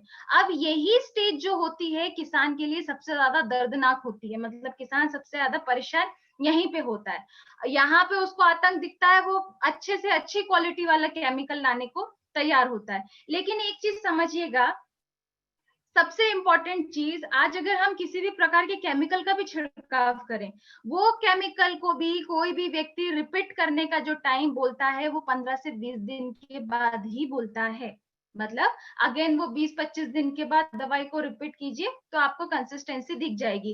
दूसरी इंपॉर्टेंट चीज, अभी कुछ जगह पे ये भी प्रॉब्लम है कि किसान खुद बोलते हैं कि हमने हैवी हैवी केमिकल डाल के देख लिए लेकिन कीड़ों के ऊपर असर नहीं दिख रहा है। मतलब क्यों? क्योंकि कीड़ों का रेजिस्टेंस पावर हमने स्ट्रॉन्ग कर दिया है उनको हैवी केमिकल पिला करके। तो देखिए, ना वो केमिकल से डिस्ट्रॉय हो रहे हैं, तो बेहतर है कि हम उनके लाइफ साइकिल को ब्रेक करें। लेकिन लाइफ साइकिल को ब्रेक करने के पहले लाइफ साइकिल को समझना बहुत इंपॉर्टेंट है। और एक और इम्पॉर्टेंट चीज, पहले के टाइम में लोगों के पास कोई केमिकल नहीं था, कोई रसायन नहीं था, लेकिन खेती तो सालों से हो रही है ना, कृषि प्रधान देश में रहते हैं हम लोग। उस समय पे हमारे दादा परदादा अमावस्या, पूर्णम, इनके महत्व को बहुत ज्यादा फोकस करते थे, ये बहुत अच्छे तरीके से काम करते थे। तो वो क्यों काम करते थे? इस एंटायर जो प्रोसेस को कहा जाता है इंटीग्रेटेड पेस्ट मैनेजमेंट। मतलब कीड़ों को आने के पहले उनकी रोकथाम कर लेना। उदाहरण के तौर पे, जितनी भी नीम वाली दवाई है, अभी जैसे हम बात करें हमारे इम्यूनोरिच अल्ट्रा की, तो इसके अंदर नीम भी है, करंज भी है, लहसुन भी है, गार्लिक भी है। आपने अमावस्या से 2 दिन पहले इसको यहाँ पे स्प्रे किया। अब जो कोई भी माता आपके खेत में अंडे देने आने वाली है, तो जब वो वहां पर अंडे देने के लिए आएगी, सबसे पहली चीज, करंज और लहसुन की जो तीखी स्मेल है वो रिपेलेंट का काम करेगी, और वो मादा वहां से पलायन, मतलब 70-80% तो पलायन ही करेंगे, 100% पड़ोसी खेत में जाएंगे। और कुछ प्रतिशत अगर बैठ करके वहां पर अंडे देते भी हैं, तो वो उस समय पे पत्ती का सेवन भी करेगी, और पत्ती के सेवन के साथ क्या होगा, उसके शरीर के अंदर नीम जाएगा। नीम की खासियत होती है वो किसी भी कीड़े को स्टेराइल बनाने का, यानी कि नपुंसक बनाने का काम करती है। अभी मादा के शरीर में गया अंडा, अंडे से आने वाली नेक्स्ट जनरेशन स्टेराइल हो गई। तो ये तो हो गया पहला स्टेज। अभी बात करते हैं सेकेंड स्टेज की। तो जो अमावस्या के 2 दिन बाद अगेन हम इसको स्प्रे करने को बोल रहे हैं, उस कंडीशन में जैसे ही छोटे बच्चे बाहर आकर के खाना खाएंगे और खाना खाने के लिए पत्ती का सेवन करेंगे, तो उनके मुंह के अंदर नीम भी जाएगा, और कड़वा होने के कारण वो पत्ती को खाना छोड़ देंगे, वो खाने को नहीं खाएंगे। और ये ऐसी अवस्था होती है जिस अवस्था में अगर इन छोटे बच्चों को खाना नहीं मिले तो वो भूखे मर जाते हैं या डिस्ट्रॉय हो जाते हैं। तो ये क्या किया हमने, सीधा उसकी नेक्स्ट जनरेशन को अटैक किया, उसको रोक दिया। अभी मोस्ट इंपॉर्टेंट फैक्टर मैं आपको बताती हूँ। अभी हम अगर बात करें, हमारे राजस्थान और मध्य प्रदेश के सराउंडिंग मूंग का बेल्ट सबसे ज्यादा था, और मूंग में सबसे ज्यादा प्रकोप कीड़ों का ही होता है। ये लाइव रिजल्ट लिए हुए किसानों का खुद का कहना है कि फसल लगने के तुरंत बाद हमने इम्यूनोरिच, सिल्कोरिच और आरपीएस लिक्विड का रिपीटेडली हमने स्प्रे किया, तो अगर कुछ प्रतिशत कीड़े थे भी, तो वो कीड़े पत्तियों को डिस्ट्रॉय नहीं कर रहे थे, मतलब पत्तियों को नहीं खा रहे थे, मतलब कहीं ना कहीं हमने उनकी जनरेशन को वीक कर दिया, कमजोर कर दिया। तो ये असल मायने में नीम का काम करने का तरीका है। अब लोग कैसे इस्तेमाल करते हैं, उदाहरण के तौर पे आप किसी व्यक्ति से मिले, उसने कहा कि भाई मुझे कीड़ों की दवाई चाहिए, हमने कीड़ों की दवाई के लिए उसको इम्यूनोरिच अल्ट्रा पकड़ा दिया, तो अभी तो ऑलरेडी वो कीड़े इतने डेवलप हो गए हैं, इतने स्ट्रांग हो गए कि आप उस पर नीम या कोई सी भी दवाई डालोगे वो बेअसर ही है, क्योंकि वो जनरेशन ब्रेक तो उस समय नहीं कर सकते। इसलिए कुछ लोगों को उसका रिजल्ट नहीं मिलता और हम लोग नेगेटिव हो जाते हैं कि इम्यूनोरिच का प्रॉपर रिजल्ट नहीं है। मेरा यकीन मानिए, कीड़ों के आने का वेट नहीं करना है, उनको आने के पहले ही अगर आप रोकथाम कर लेंगे, तो आप जो किसान 100% खर्चा केमिकल में करने वाला है, वो उसका 110%, 22-25% पे उसका खर्चा आ जाएगा, उसका खर्चा ऑटोमेटिकली कम ही होगा। तो ये तो बात थी इम्यूनोरिच की, कि हमको लाइफ साइकिल ब्रेक करने के लिए। अब हम बात करते हैं मैकेनिकल तरीके से कंट्रोल करने के लिए। तो देखिए, कुछ लोगों के साथ प्रॉब्लम ये भी थी कि अभी हाल में अगर हमको कीड़े दिख रहे हैं, तो अभी क्या हम अमावस्या का वेट करें, उस समय पे हम इम्यूनोरिच का छिड़काव करेंगे, फिर उस समय तक क्या करना चाहिए। तो उसी कंडीशन में कंपनी ने एक नया प्रोडक्ट लॉन्च किया, सिल्कोरिच, स्पेशली उन लोगों के लिए जिनको इम्यूनोरिच पे बिलीव नहीं हो पाता था समहाउ। क्यों? क्योंकि देखिए, अगर किसान के साथ अभी एकदम इमिडिएटली प्रॉब्लम है कीड़ों की, तो वो वेट नहीं करेगा, उसको तो जो बेस्ट टू बेस्ट चीज मिलेगी वो उसका इस्तेमाल करेगा।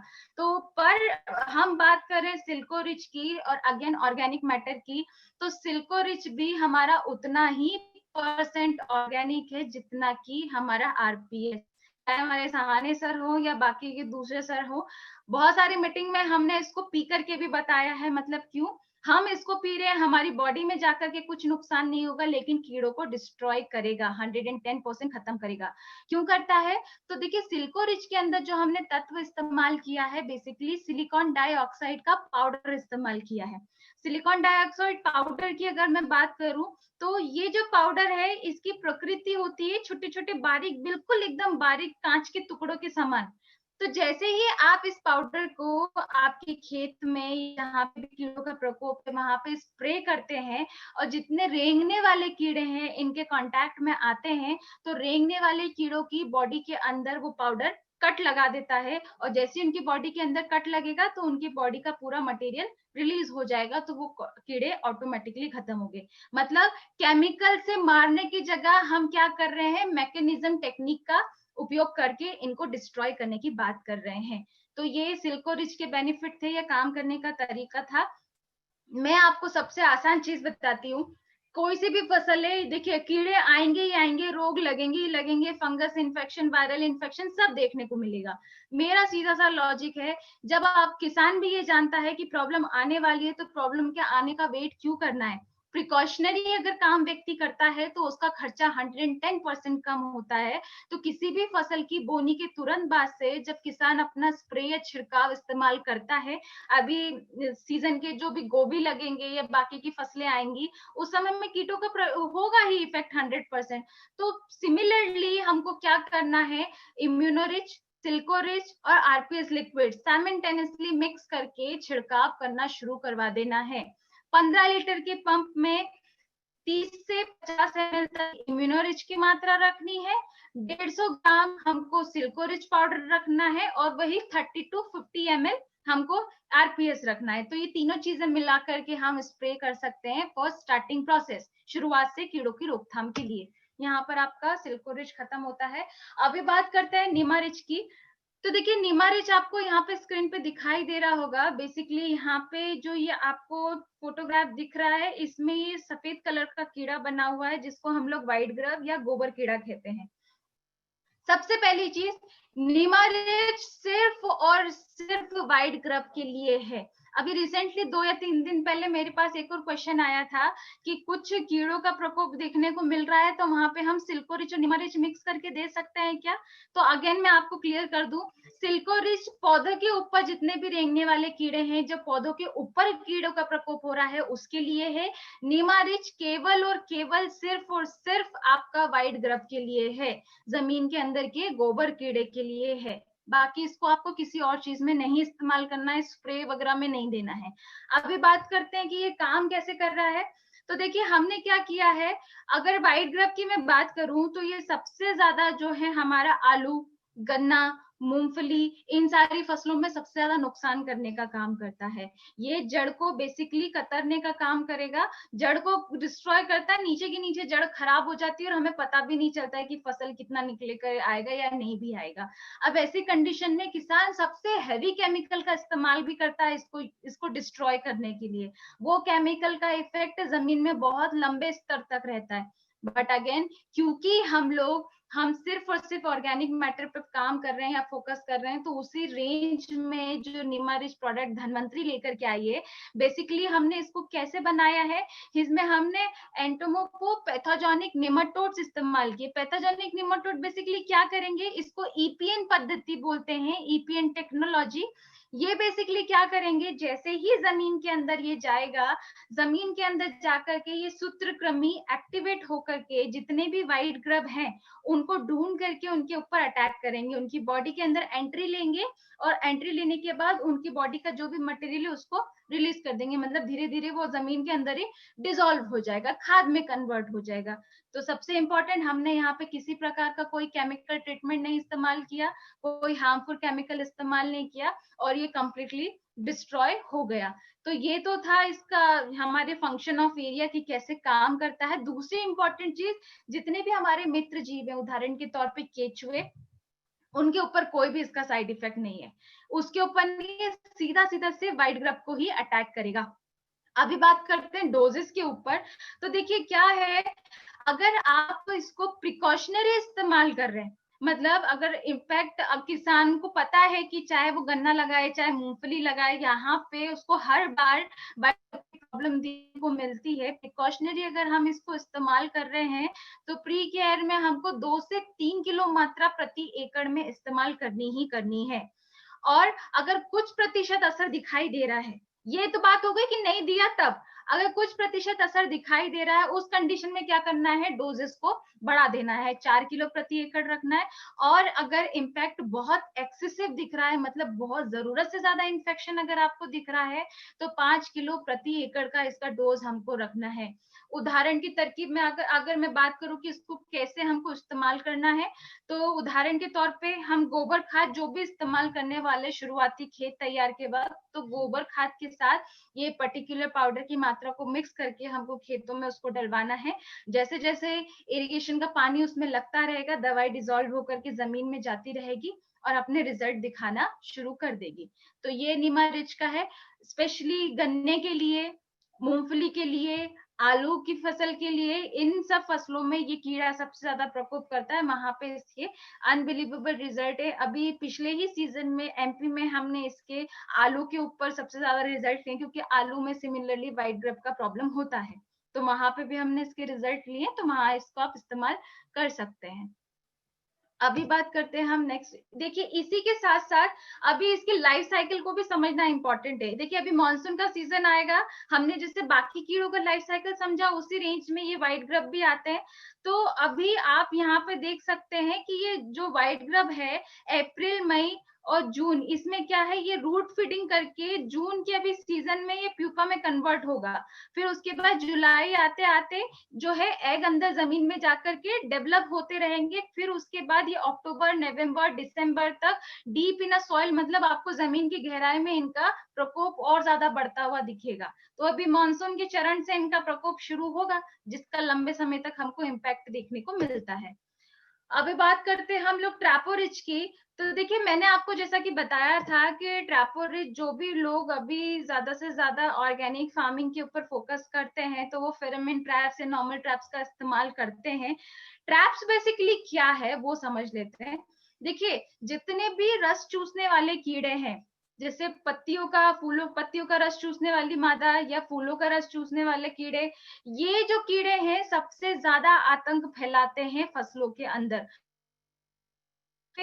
फ्लावरिंग स्टेज में अगर रस चूसने वाला इम्पैक्ट किया तो से फल को बनने में प्रॉब्लम आती है। दूसरी इंपॉर्टेंट चीज, उदाहरण के तौर पे मैं सफेद मक्खी की बात करती हूँ।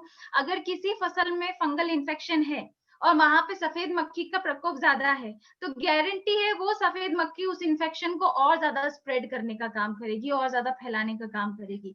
एक पेड़ पे बैठेगी, वहां से इन्फेक्शन को कैरी करके दूसरे पेड़ पे ट्रांसफर करेगी। तो ऐसे स्थिति में हम एक छोटे छोटे बारीक कीड़ों को केमिकल से ज्यादा सिर्फ आसान तरीके से भी खत्म कर सकते हैं, डिस्ट्रॉय कर सकते हैं, जिसके अंदर ये ट्रैपोरिच आता है। अभी देखिए दो ये इस प्रकार के पत्ते आते हैं, एक नीले कलर का और एक पीले कलर का। सिंपल सी चीज है, जितना भी फूल के रस चूसने वाली मादा है वो पीले पत्ते की तरफ आकर्षित होती है, पत्तों का रस चूसने वाली जो मादा है वो नीले पत्ते की तरफ आकर्षित होती है। इस प्रकार से ये पूरा की पूरा इस पत्ते के ऊपर चिपक जाते हैं। इस ट्रैप्स की सबसे अच्छी खासियत ये है कि भरी बारिश में भी इसके ग्लू में कुछ नुकसान नहीं होने वाला है। ये ग्लू एज इट इज रहेगा, जब तक ये पत्ता पूरी तरीके से फुलफिल नहीं हो जाता, भर नहीं जाता है, तब तक आपको इसका इस्तेमाल करना है, ये लगे रहने देना है। तो ये ट्रैप्स आपके स्पेशली जो भी छोटे छोटे मच्छर है, मक्खियां हैं, उनके लिए काम आएगा। मैंने यहाँ पे डायग्राम आपको दिखाने के लिए भी यहाँ पे एडिट किया हुआ है कि इस प्रकार से देख सकते हैं। यहाँ पे आप सफेद मक्खी, छोटे छोटे फ्लाइज हैं, ये इनका प्रकोप सबसे ज्यादा होता है, जिनके लिए हम ये ट्रैप्स का इस्तेमाल करते हैं। अभी बात करते हैं हम लोग कंपोस्ट रिच की। तो देखिए कंपोस्ट रिच हम लोग बहुत मल्टीपल टाइम डिस्कस कर चुके हैं, और सबसे इम्पोर्टेंट चीज, ये प्रोडक्ट अभी रिसेंटली कंपनी ने लॉन्च किया है, और मेरे लिए तो ये बहुत गर्व की बात है। क्यों? क्योंकि इस प्रोडक्ट को लॉन्च करने के पीछे या मार्केट में लाने के पीछे जो है भाभा एटॉमिक रिसर्च का सबसे बड़ा योगदान है। अभी आप देख सकते हैं इस बॉटल के ऊपर यहाँ पे ब्लू कलर का एक लोगो या सील लगा हुआ है। मतलब ये भाभा एटॉमिक रिसर्च ने पर्टिकुलरली ये प्रोडक्ट जो है इनोवेट किया है हमारे धनवंतरी कंपनी के लिए, जो हमारे लिए सबसे बड़ी उपलब्धि भी है। दूसरी इंपॉर्टेंट चीज, ये 150 ग्राम का जो बॉटल है, कंटेंट है, इसके अंदर हमने अलग अलग प्रकार के बैक्टीरिया ही इस्तेमाल किए हैं, जो कंपोस्ट की या आप कह लीजिए खाद को कन्वर्ट करने की प्रक्रिया के लिए इस्तेमाल होते हैं। सबसे इम्पोर्टेंट चीज, चाहे आपके घर में सूखा कचरा हो, चाहे आपके खेतों में परलई हो या सूखा कचरा हो, उदाहरण के तौर पे अभी धान लगेगा, गेहूं का सीजन जा चुका है, गेहूं का हमारा कचरा है, गन्ने का सूखा कचरा है, यहाँ तक कि दूसरे कचरे की भी बात करें तो ये सारे के सारे कचरे को 35 से 40 दिन के अंदर खाद में कन्वर्ट करने की क्षमता रखता है। दूसरी इंपॉर्टेंट चीज, ये तो बात हो गई कि आपके कचरे को डिसॉल्व करने की। ये बैक्टीरिया इतने कैपेबल हैं कि जो नारियल की पत्ती, मतलब हम भी जानते हैं कि नारियल की पत्ती कितनी हार्ड होती है, नारियल की पत्ती तक को ये डिसॉल्व करने की ताकत रखता है, तो बाकी के कचरे को बहुत ही कम समय में, मतलब 35 से 40 दिन के अंदर डिसॉल्व कर देगा।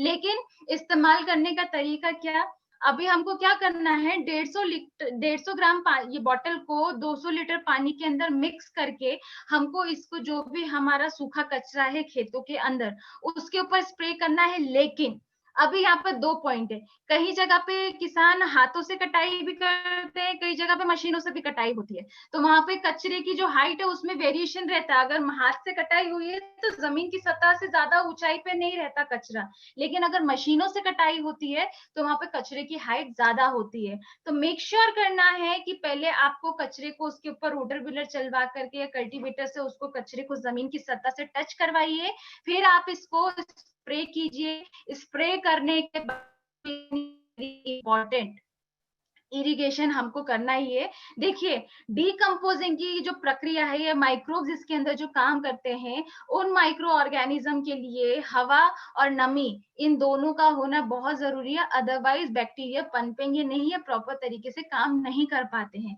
इसलिए अगर जब भी बेटर रिजल्ट देखना है तो हमको स्प्रे करने के बाद इरिगेशन इज वेरी इंपॉर्टेंट, वो हमको करना ही करना है। ये तो बात हो गई आपके कचरे की, लेकिन मैं बात करूं इसको दूसरी तरीके से इस्तेमाल करने की, तो कई जगह पे किसान खुद का भी कंपोस्ट तैयार करते हैं, गोबर खाद सड़ाते काफी अच्छी मात्रा में। तो उसी गोबर खाद को अगर आपको व्यवस्थित तौर पे और अच्छे तरीके से सड़ाना है, जिसमें बैक्टीरिया आपको काम के डेवलप करना है, तो वहां पे आप क्या कर सकते हैं, सिमिलर प्रोसेस पानी के अंदर इस बॉटल को मिक्स करके इस पे स्प्रे कीजिए। मेक श्योर रखिए कि उसमें 30 से 40% नमी बनी रहे, और कोशिश कीजिए कि आप उस कचरे को ढक करके रखें, जो भी कंपोस्ट है आप उसको ढक के रखेंगे तो प्रोसेस प्रॉपर तरीके से होगा। और 15 से 20 दिन के बाद वो प्रोसेस को वापस से रिपीट कराइए फॉर बेटर रिजल्ट। तो उस गोबर खाद में जो बैक्टीरिया डेवलप होंगे वो आपको खेती में बेनिफिट देखने को मिलेगा। तो सिर्फ कचरा जलाने या उसको खत्म करने तक ही सीमित नहीं है ये। अगर आप घर में खुद का गोबर खाद या खुद का कंपोस्ट तैयार कर रहे हैं जो किसान, उनके लिए भी ये चमत्कारी रिजल्ट देने का काम करेगा ही करेगा। तो ये यहाँ पे हमारा कंपोस्ट रिच खत्म होता है। अभी बात करते हैं ग्रेन रिच के ऊपर। तो देखिए, ये ग्रेन रिच भी एक हमारी कंपनी की नई उपलब्धि है। बेसिकली क्या होता है, हम हमारे नॉर्मल घरों की मैं बात करती हूँ, आज हम लोग हमारे घर में मल्टीपल ग्रेन्स को प्रिजर्व करके रखते हैं, चाहे गेहूं है, चावल है, या कोई दालें हैं। आमतौर पे लोग क्या करते हैं, कुछ उसमें सल्फास की गोलियां पहले डाल करके रखते थे, कुछ लोग खुली पहले डालते थे, अभी कुछ लोग उसको सूती कपड़े में बांध करके अपने ग्रेन्स में डाल के रखते हैं। अभी मार्केट में बहुत सारे ऐसे भी प्रोडक्ट आते हैं जो आप उसको नॉर्मल पाउडर को अपने अनाज के ऊपर कोटिंग करके रख दीजिए, जिससे घुन या बाकी के जो भी नुकसान पहुंचाने वाले कीट है वो ना लगे और आपका काम हो जाए। लेकिन उस समय क्या होता था, जब भी आपको अनाज इस्तेमाल करना होता था, उदाहरण के तौर पे आपने कोई केमिकल पाउडर से ट्रीट किया, तो आपको पहले अनाज को धोना पड़ता था, उसके बाद आपको इस्तेमाल करना पड़ता था। उसी रेंज में जो ग्रेन रिच प्रोडक्ट कंपनी लेकर के आई है, 100% नेचुरल कंटेंट के साथ, मतलब अगर आप इसको अपना जो भी अनाज है उसके ऊपर कोटिंग करके रखते हैं, तो ये उतना ही प्रॉपर तरीके से सिक्योर है जितना कि हमारे बाकी के प्रोडक्ट। आप इसको कोट करने के बाद अनाज को बिना धोए भी अगर इस्तेमाल करेंगे तो भी आपका काम हो जाना है, प्रॉब्लम नहीं होगी। मतलब इतने परसेंट ये ऑर्गेनिक कैटेगरी के अंदर आता है। 50 ग्राम का ये पैकेट है जो आपके 50 किलो तक के अनाज को कवर अप या प्रोटेक्शन देने का काम करेगा। तो ये ग्रेन रिच उस कैटेगरी में है। अभी बात करते हैं कैटल रिच की। तो देखिए, धनवंतरी सिर्फ इंसानों पे, सिर्फ खेती तक यहीं तक सीमित नहीं है। हम इसी सेगमेंट में जानवरों के लिए भी कुछ ना कुछ बेनिफिशियल चीजें लेकर के कंपनी आई है। इसमें कैटल रिच अभी आपका जो भी हम लोग हमारे घर में गाय भैंस या दूसरे पशु हैं उनके ऊपर इस्तेमाल करते हैं, तो मैं इसके आपको कंटेंट बता दूं। बेसिकली कैटल रिच के अंदर अगेन हमारा ह्यूमिक, फिल्बिक, लाइसिन और हल्दी कैल्शियम के बाकी के जो ऑर्गेनिक कंटेंट है वो हमने इस्तेमाल किए हैं। सबसे इंपॉर्टेंट चीज, अभी देखिए रोजमर्रा की जिंदगी में हम हमारे जो घर में जीव जंतु उस पर कितना फोकस कर पाते हैं। जो लोग मवेशी पालते हैं, मैं उनके लिए स्पेसिफिकली बात कर रही हूँ। अगर आप नॉर्थ साइड जाएंगे, यूपी, पंजाब, हरियाणा, यहाँ पे रेशियो ज्यादा है। एमपी में थोड़ा अभी चलन कम हो गया है, लोग अवॉइड करते हैं, लेकिन सिमिलरली राजस्थान में आपको देखने को मिलेगा, रायपुर, छत्तीसगढ़, यहाँ के इस एरिया में भी आपको देखने को मिलेगा। अब ऐसी स्थिति में घर के ही मवेशियों के साथ बहुत मल्टीपल प्रॉब्लम को भी फेस करना पड़ता है। प्रॉब्लम के ऊपर तो मैं बात करूंगी। सबसे इंपॉर्टेंट चीज क्या है, अगर कैटल रिच का रेगुलर हम इनटेक हमारे घर के पशुओं को करवाते हैं, तो सबसे पहला क्या, दूध का जो फैट लेवल है उसमें इंक्रीमेंट होगा, फैट परसेंट बढ़ेगा, दूध की मात्रा में भी वृद्धि होगी। मात्रा में वृद्धि ऐसा नहीं कि पहले 2-3 लीटर आता था तो एकदम सडन 5-7 लीटर आने लग जाएगा। स्लोली एंड ग्रेजुअली आपको रिजल्ट देखने को मिलेंगे। 15-20 डेज के बाद हो सकता है आपका 500 to 700 ml बढ़े, फिर धीरे धीरे और इम्प्रूवमेंट हो। फैट परसेंट अगर मैं बात करूं तो गाय के और भैंस के दोनों के दूध में फैट परसेंट अलग अलग होता है। जब डेयरी पे हम सोल्ड आउट करने जाते हैं तो सबसे पहले वो फैट परसेंट ही चेक करता है ना, कि दूध के फैट की क्वालिटी है, उसके हिसाब से आपको उसका वाजिब दाम मिलता है। तो डेफिनेटली वो फैट परसेंट को भी इम्प्रूव करने का काम करेगा। ये तो हो गई हमारे फायदे की बात। अब बात करते हैं अगर किसी पशु को दूसरी कोई प्रॉब्लम है, उदाहरण के तौर पे आज के समय में बांझपन की समस्या सबसे ज्यादा देखने को मिल रही है। दूसरा, कुछ गाय भैंसों में ये प्रॉब्लम भी होती है कि दूध आते आते थन बंद हो जाता है, थन में से पस या खून निकलने लगता है, उनके गौमूत्र में से या गोबर में से बहुत अजीब तरीके की स्मेल आती है, बहुत स्टिंक करता है। मतलब क्या, डाइजेस्टिव सिस्टम प्रॉपर नहीं है तो स्टिंक करेगा, स्वाभाविक है। तो ये जो बाकी की प्रॉब्लम है, मतलब उनका डाइजेस्टिव सिस्टम को भी सुधारेगा, साथ ही साथ जो दूसरी प्रॉब्लम है, उदाहरण के तौर पे उनका थन बंद हो गया है, उसमें से रक्त का स्त्राव हो रहा है, पस निकल रहा है, वो प्रॉब्लम को भी सॉल्व करने का काम करता है। इस पे भी हमने रिजल्ट लिए हुए हैं, तभी मैं आपको फैक्ट और फिगर के ऊपर बात कर रही हूँ। दूसरी चीज, अगर ऐसी कोई डिजीज है तो वहां पे आपको इमीडिएट रिजल्ट नहीं, आपको वेट करना पड़ेगा रिजल्ट के लिए। कम से कम कंटिन्यूशन में 3 to 4 मंथ आपको अपने जानवर को ये चीज खिलानी पड़ेगी। इन बिटवीन फैट परसेंट और आपके दूध की मात्रा तो बढ़ेगी, लेकिन जो प्रॉब्लम है वो धीरे धीरे रिजॉल्व होगी और वो 100% उस पर आपको रिजल्ट देखने को मिलेंगे। अब बात करते हैं इसकी डोजेस के ऊपर। तो देखिए, हमको इसकी 4 ग्राम मात्रा देनी है। ये पाउडर फॉर्म के अंदर आता है, लेकिन वो 4 ग्राम मात्रा आपको उनका जो भी वो सानी है, जो चारा होता है, उसके अंदर मिक्स करके नहीं देनी है। सबसे सिंपल प्रोसेस है। देखिए, चने के दाने के बराबर मात्रा 4 ग्राम, दैट विल बी इनफ, उतनी ही मात्रा होगी। उस मात्रा को रोटी के ऊपर रख के सुबह शाम एक एक रोटी हमको खिलानी है, सो दैट जो पर्टिकुलर मात्रा है वो प्रॉपर जगह पे जाए और उसका प्रॉपर रिजल्ट मिले। चारे के अंदर दवाई मिक्स मत कीजिएगा। सबसे अच्छा प्रोसेस रोटी के साथ देने का ही है। तो ये हमारा कैटल रिच है। उसके बाद अभी मोस्ट इंपॉर्टेंट प्रोडक्ट जो सबसे जरूरी कैटेगरी के अंदर आता है, और दूसरा, अभी आपका जो खरीफ के सीजन में आपके लिए सबसे स्पेशली ये काम आने वाला है, बीजो रिच। तो देखिए, बीजो रिच बेसिकली अभी रिसेंटली कंपनी ने ये प्रोडक्ट लॉन्च किया है। बहुत लंबे समय से कंपनी इसके ऊपर प्रोसेस करती जा रही थी। हम सब जानते हैं कि लॉकडाउन की विपरीत परिस्थितियां चल रही थी, फिर भी इन विपरीत परिस्थितियों में भी कंपनी अपने R&D डिपार्टमेंट को सक्रिय करके बैठी थी। कुछ ना कुछ डेवलपमेंट प्रोसेस चल रहा था, और उसी डेवलपमेंट के भाग में सबसे पहला अचीवमेंट हमारा बीजो रिच था, एंड सेकेंड अचीवमेंट इज जो हमने शुगर केन का किट लेकर के आए हैं।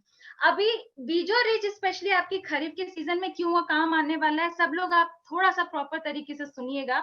आपको स्क्रीन पे यहाँ पे फोटोग्राफ जो दिखाई दे रहा है, ये 2 अलग अलग पैकिंग डिजाइन में दिख रहा होगा।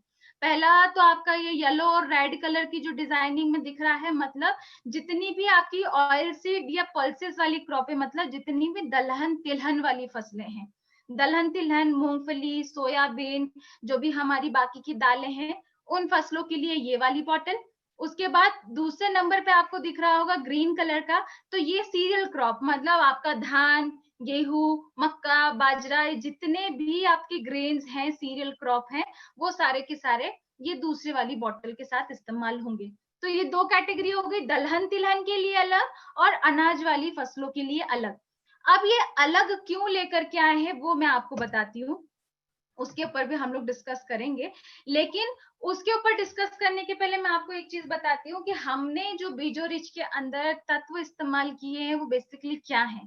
तो देखिए, इसके अंदर हमने 3 प्रकार के बैक्टीरिया इस्तेमाल किए हैं, नाइट्रोजन, फास्फोरस और पोटाश, एनपीके।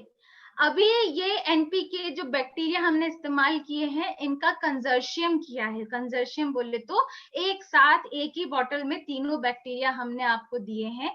अब ये बैक्टीरिया क्या करेंगे, आपकी जमीन के अंदर जब भी आप बीज उपचारित करके बीज को लगाएंगे तो जो भी मृदा जनित रोग है उससे भी सुरक्षा देंगे। दूसरी चीज, आपका जो बीज है उसको एक समान रूप से अंकुरित करने का भी काम करेंगे।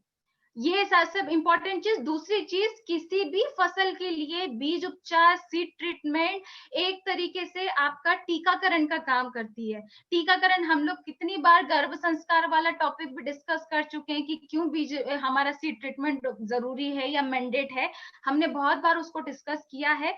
लेकिन बीज उपचार मेरी नजर में किसी भी फसल के लिए टीकाकरण की तरह काम करता है। ये किसी भी फसल की पहली सीढ़ी, पहला पायदान है। लेकिन आप यकीन नहीं मानेंगे, मैक्सिमम किसान इस प्रोसेस को अवॉइड करते हैं, भूल जाते हैं। कुछ लोग इसको अपनाना नहीं चाहते जस्ट बिकॉज ऑफ कि हमारा टाइम इन्वेस्ट होगा या हम इतना समय नहीं दे सकते। दूसरी चीज, अगर कुछ लोग इसको करते भी हैं तो कहीं ना कहीं पे प्रोसेस भी गलत हो जाता है। मैंने कुछ किसानों से बोलते हुए सुना है कि मैडम हम बीज उपचार करेंगे, लेकिन हम बीज को 24 या 48 घंटे बाद बोएंगे। उपचारित आज कर देंगे लेकिन लगाएंगे 2 दिन बाद, क्योंकि हमारे लिए डिफिकल्ट हो जाता है सेम डे में उसको उपचारित करना और सेम डे में लगाना। तो वो प्रोसेस करने से भी क्या नुकसान होने वाला है वो भी मैं आपको बताऊंगी। दूसरी जरूरी चीज, अभी सबसे बड़ा पॉइंट समझने का ये है कि बीजो रिच बेसिकली किसी भी प्रकार का अगर आप फसल में इसको इस्तेमाल कर रहे हैं, चाहे दलहन तिलहन हो, चाहे हमारा अनाज वाली फसलें हो, उस सारे की सारे बीज को एक समान रूप से उपचारित करेगा, एक समान रूप से अंकुरित करने का काम करेगा, जिसका फायदा किसान को उत्पादन के समय पे भी होगा। जो बाकी की अगर कुछ तकलीफ या परेशानी फसल के अंदर निकल के आती है, वो उससे भी उसको प्रोटेक्ट करने का काम करेगा, क्योंकि मैंने जैसा कि कहा कि टीकाकरण की प्रोसेस की तरह काम करता है। अभी बात करते हैं इसकी मात्रा के ऊपर। तो देखिए 250 ml की इसके अंदर बॉटल है, जिसके अंदर हमने सिर्फ 250 ml मात्रा दी है। वो 250 ml की मात्रा आपको 1 एकड़ के बीज के लिए इस्तेमाल करना है। I am repeating again, 250 ml की मात्रा सिर्फ 1 एकड़ के बीज के लिए। 110% कुछ लोगों के मन में कुछ ना कुछ विचार होंगे। मैं किसान की प्रोस्पेक्टिव से ही बात करती हूँ। देखिए, हर किसान अपने अकॉर्डिंग अपनी बीज की मात्रा को कैलकुलेट करता है। कहीं पे कुछ ना कुछ 19-20 फर्क। धान की बात करूं तो धान बीज की मात्रा अलग है। सोयाबीन की बात करें तो उसमें भी बीज की मात्रा अलग रहने वाली है। अभी उदाहरण के तौर पे कहीं पे कोई किसान 4 किलो बीज इस्तेमाल करने वाला था, वहीं सोयाबीन में अब 1 बीघा में कुछ 30-35 किलो बीज इस्तेमाल करता है किसान। तो उसका लॉजिक ये जाता है कि एक जगह पे मैं 30-35 किलो में इस्तेमाल कर रहा हूँ और एक जगह में 4 किलो में इस्तेमाल कर रहा हूँ। मतलब ये भी कर सकता हूँ कि मैं 20 किलो या 30 किलो बीज में इस्तेमाल कर लूं और उसको 4 एकड़ में डाल दूं, ये भी तो कर सकते हैं। तो ऐसी स्थिति में क्या होगा, रिजल्ट में वेरिएशन देखने को मिलेगा, रिजल्ट में डिफरेंस 100% देखने को मिलेगा। इस बॉटल का जो डिजाइनिंग है, जो काम करने का फंक्शन का तरीका है, वो सिर्फ और सिर्फ 1 एकड़ के एरिया के लिए ही है। कैसे, उदाहरण से समझते हैं। उदाहरण के तौर पे मैं अगर सोयाबीन का बीज लगाने वाली हूँ 1 एकड़ में 45 या 40 किलो के लगभग, उदाहरण के तौर पे उस बीज को मैंने एक 250 ml की बोतल से उपचारित कर दिया। अब उपचारित करके मैंने क्या किया, वो 250 ml की जो बैक्टीरिया है, जीवाणु है, पर्टिकुलर उसी एरिया में ब्रॉडकास्ट हुए जितने एरिया में जाने चाहिए थे। अब लेकिन मैंने क्या किया, यहाँ पे 40-45 की जगह पे 1 कुंटल बीज को 250 ml बॉटल से उपचारित कर दिया। तो जो बैक्टीरिया है वो क्या हो जाएंगे, डाइवर्सिफाई हो जाएंगे, डिवाइड हो जाएंगे, उसकी मात्रा अलग अलग एरिया में जाएगी, 1 एकड़ की जगह 2 एकड़ में चली जाएगी। तो डेफिनेटली रिजल्ट में भी वेरिएशन देखने को मिलेगा। तो इसीलिए यहाँ पे ये पॉइंट समझना सबसे ज्यादा जरूरी है। मैं आप लोगों से इसलिए शेयर कर रही हूँ क्योंकि अभी रिसेंटली मेरे पास क्वेश्चन आया था। एक व्यक्ति का कहना था कि मैडम हम लोग आरपीएस से ही 250 ml आरपीएस से हम 1 कुंटल बीज उपचारित कर देते थे। तो फिर तो उस हिसाब से बीजो रिच की जो 250 ml मात्रा है वो 1 एकड़ के बीज के लिए नहीं, ज्यादा बीज के लिए इस्तेमाल होगी, किसान का ऐसा कहना है।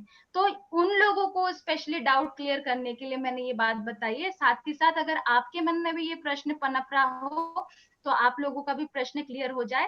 बीज की मात्रा कितनी भी हो, डजेंट मैटर, आपको करना सिर्फ 1 एकड़ के एरिया के लिए ही है, क्योंकि ये बैक्टीरिया 1 एकड़ के एरिया में जाकर के ही काम करेंगे, डेवलपमेंट करेंगे। वो तो जमीन में जाके और पनपेंगे ना, लंबे स्तर पे आपको फायदा देंगे। इस वजह से इसको 1 एकड़ का डोज ही रखा गया है। अभी ये तो बात थी बीजो रिच की। अभी मैं आपको सबसे एक इंपॉर्टेंट पॉइंट यहाँ पर डिस्कस करने वाली हूँ। देखिए, बहुत सारे लोग अभी हम यहाँ पे जितनी भी हमारी खरीफ की फसल है, अलग अलग एरिया में अलग अलग फसलें लगेंगी। सोयाबीन भी है, मूंगफली भी है, हमारा धान भी है। यहाँ तक कि कुछ एरिया में अभी धान की नर्सरी प्रिपेयर होनी शुरू भी हो गई होगी आपके रायपुर छत्तीसगढ़ तरफ। तो मैं एक ओवरऑल फैक्ट और फिगर के ऊपर मेरा दिमाग को मैं कैलकुलेट कर रही थी कि जो बीज उपचार की प्रक्रिया है सिर्फ जीवाणुओं तक सीमित नहीं है। हम कहते हैं कि मृदा जनित रोगों को करने के लिए हमको फंगिसाइड भी इस्तेमाल करने, क्योंकि ट्राइकोडर्मा सुडोमोनास भी जाना चाहिए, तो वो फंगस को खत्म करेंगे। जीवाणु कल्चर या जीवाणु बैक्टीरिया अपना अलग तरीके से काम करेंगे। तो इस प्रोसेस में ये 3 चरण सबसे ज्यादा इंपॉर्टेंट होता है। पहला होता है फंगिसाइड, दूसरा इंसेक्टिसाइड, तीसरा मैंने यहाँ पे राइजोबियम, जो दलहन तिलहन फसल के लिए बैक्टीरिया इस्तेमाल होता है, वो मैंने सिर्फ राइजोबियम लिखा है। उदाहरण के तौर पे सोयाबीन में राइजोबियम का ही कल्चर लगेगा। तो अभी क्या होता है, बहुत सारे, ये किसानों के प्रोस्पेक्टिव से मैं आपको समझा रही हूँ। आने वाली फसलों में धान की बात करें या सोयाबीन की बात करें, तो ये तीनों चरणों को किसान फॉलो करता है। वो फंगिसाइड फफूंदी नाशक से भी उपचारित करेगा, केमिकल वाला, कीटनाशक से भी, कीटनाशक केमिकल वाला। उसके बाद आता है तीसरा चरण, जीवाणु कल्चर वाला। तो अभी ये तीनों प्रोसेस में हमारा कौन सा प्रोडक्ट कहाँ पे फिट बैठ रहा है, ये आप लोगों को समझना है। तो देखिए, सबसे पहली कैटेगरी के अंदर आ जाता है फफूंदी नाशक मतलब फंगिसाइड, जो कि आ गया हमारा सॉइल गार्ड। सॉइल गार्ड यहाँ पे हमको इस्तेमाल करना है। फिर बात करते हैं कीटनाशक इंसेक्टिसाइड। तो देखिए, कीटनाशक हम जो सबसे ज्यादा रिकमेंड करते हैं कि जो हमारा इम्यूनोरिच है हम उसको स्प्रे में इस्तेमाल करते हैं। तो अगर यहाँ पे बीज उपचार में इम्यूनोरिच हम स्किप भी करेंगे तो चलेगा। फिर सेकंड थर्ड प्रोसेस आता है जीवाणु या बैक्टीरिया, जहां पे आ जाता है हमारा बीजोरिच। अब ये जो प्रोसेस है, उदाहरण के तौर पे धान की बात करूं, सोयाबीन की मैं बात करूं, तो सबसे पहले हमको क्या करना है, सॉइल गार्ड से उसको उपचारित करना है। 5 से 10 ml प्रति किलो बीज की मात्रा के हिसाब से उसमें 10 ml पानी मिला के उसको हल्के हल्के हाथ से बीज के ऊपर कोटिंग करनी है। उसके बाद फंगिसाइड से उपचारित करने के बाद कम से कम 2 घंटे तक के लिए उस बीज को हमको छांव में सुखा करके रखना है, सुखाने के लिए छोड़ना है। 2 घंटे के बाद हमको हमारा जो जीवाणु है, जो बैक्टीरिया है, 250 ml की बोतल बैक्टीरिया की। अब देखिए, यहाँ पे अगर बीज की मात्रा कम है तो पानी के रेशियो को कम रखिए, बीज की मात्रा ज्यादा है तो पानी के रेशियो को अकॉर्डिंगली बढ़ा दीजिए। किसान अंडरस्टूड है ये सारी चीजों को, वो आसानी से समझता है, तो वो अपनी सहूलियत के हिसाब से वो चीज मैनेज कर लेगा। कल्चर से या बीजो रिच से उपचारित करने के बाद 10 से 15 मिनट ही हमको हमारे बीज को छांव में सुखाना है। देन इमिडिएटली उसकी सोइंग कर देनी है या बोनी करनी है। अब मैं आपको बताती हूँ, फंगिसाइड में और बैक्टीरिया में 2 घंटे का हमने गैप क्यों रखा। एक में हमारे मित्र फंगस है, एक के अंदर हमारे बैक्टीरिया है। अगर दोनों के बीच में हमने प्रॉपर समय नहीं दिया तो आपस में कंटेमिनेशन हो जाएगा, किसी ना किसी का असर गड़बड़ होगा, इसलिए 2 घंटे का गैप रखना जरूरी है। दूसरी चीज, बैक्टीरिया से उपचारित करने के तुरंत बाद बोनी क्यों बोल रहे हैं, मतलब 15 से 20 मिनट के बाद बोनी क्यों बोल रहे हैं, क्योंकि वो बैक्टीरिया ड्राई आउट नहीं होना चाहिए। कुछ किसान अगर उसको लंबे समय तक सूखने के लिए छोड़ेंगे तो बैक्टीरिया ड्राई आउट हो जाएंगे, सूख जाएंगे, तो जो रिजल्ट मिलना चाहिए था वो मिलेगा ही नहीं, फिर किसी काम का नहीं। तो इसलिए उसको इमिडिएटली हमको सोइंग करनी है। ये आपको प्रोसेस सबसे स्पेशली ध्यान रखना है। दूसरी इंपॉर्टेंट चीज, बीजोरिच का हम उपचारित तो हम कर रहे हैं एक समान अंकुरण के लिए, लेकिन उसके पहले किसान मैक्सिमम ये मेक श्योर रखें कि अपने हर बीज को आकलन करना जरूरी है। मतलब जो भी आप घर में बीज इस्तेमाल कर रहे हैं, कुछ लोग हाइब्रिड बीज इस्तेमाल करते हैं, कुछ लोग घर का ही बीज इस्तेमाल करते हैं, तो वो दोनों बीज को कैलकुलेट करना जरूरी है। वो नमक के पानी के घोल के साथ बीज को डुबो करके छोड़ेंगे तो जितना भी खराब बीज है वो ऊपर तली पे तैरने लगेगा। जो ऊपर तैरने लग जाए वो वेस्ट मटेरियल है, मतलब वो बीज कभी अंकुरित नहीं होने वाला था। जितना जमीन के या पानी की तली में बैठ जाए नीचे की तरफ, वो ही बीज सिर्फ काम का है। उस बीज को निकाल करके उपचारित करें तो यहाँ पर क्या प्रॉपर तरीके से बीज का आकलन भी हो जाता है। ये इंपॉर्टेंट प्रोसेस है। उसके बाद मैं बात कर रही थी आपसे, देखिए यहाँ पे राइजोबियम कल्चर या आपका एजोस्पाइरलम जो कल्चर है, जो हमने 2 नाइट्रोजन के अलग बैक्टीरिया लिए हैं हमारी बीजो रिच की बोतल में। मतलब राइजोबियम हमने किस में लिया है, दलहन तिलहन वाली फसलों के अंदर, और एजेसोस्पाइलम हमने किसमें लिया है, जितने भी हमारी अनाज वाली फसल हैं उनके अंदर। तो राइजोबियम बेसिकली क्या करता है, जितनी भी आपकी दलहन वाली फसलें हैं या तिलहन वाली फसलें हैं, वो आप जैसे ही उनकी फसलों की जड़ों को आप उखाड़ करके देखेंगे तो उस पे पिंक कलर का छोटे छोटे नोड्स बनते हैं, जिसके अंदर से पिंक कलर का जूस का स्त्राव होता है। मतलब क्या, वो जो राइजोबियम डेवलप होता है जो हवा की नाइट्रोजन, जमीन की नाइट्रोजन लेकर के पौधे को उसको खाने के रूप में मुहैया कराने का काम करता है, इसलिए उसका राइजोबियम कल्चर का अपना इंपॉर्टेंट है। दूसरी बात करें, अगर हम दलहन तिलहनों के अलावा जो अनाज वाली फसलें हैं, अनाज वाली फसल में नाइट्रोजन के बैक्टीरिया का क्या महत्व है वो समझिए। देखिए मैंने यहाँ पर आप लोगों के लिए स्पेशली मेंशन किया है। अगर हम लोग धान हो गया, मोटे अनाज हो गए, गेहूं है, जौ है, इन सारी फसलों में इसका इस्तेमाल करते हैं तो 10 से 12% तक हमको मुनाफा देखने को मिलता है, फसल में इजाफा देखने को मिलता है। ये बैक्टीरिया का महत्व है। उसके बाद 15 से 20 किलोग्राम नाइट्रोजन प्रति हेक्टेयर की बचत भी होती है। मैंने जैसा कि आपको बताया कि अगर आपका जीवाणु जमीन के अंदर है तो वो प्रॉपर भोजन को प्रॉपर जगह पे पहुंचाने का काम करेगा, या अवेलेबल भी नहीं है तो प्राकृतिक स्रोत से कलेक्ट करने का काम करेगा। तो इसीलिए हमने क्या किया, जो बीजो रिच की बॉटल है उसमें एनपीके, नाइट्रोजन, फास्फोरस पोटाश के बैक्टीरिया एक जैसे ही है दोनों बॉटल में, सिर्फ नाइट्रोजन का बैक्टीरिया चेंज किया है। दलहन तिलहन वालों में राइजोबियम डाला है, अनाज वाली में हमने एजोस्पाइलम डाला है। ये इतना बेसिक डिफरेंस है जो हमको बेनिफिट देखने को मिलता है। अभी एक और मैं आपसे इंपॉर्टेंट चीज डिस्कस कर रही हूँ। कुछ लोगों को कंफ्यूजन भी होता है कि निमाटोड्स में और राइजोबियम में भी अंतर नहीं देखने को मिलता। कई जगह पे जड़ों के अंदर हम गिठाने तो देखते हैं, लेकिन वो गिठाने निमाटोड है कि राइजोबियम है, उसको पहचाने कैसे।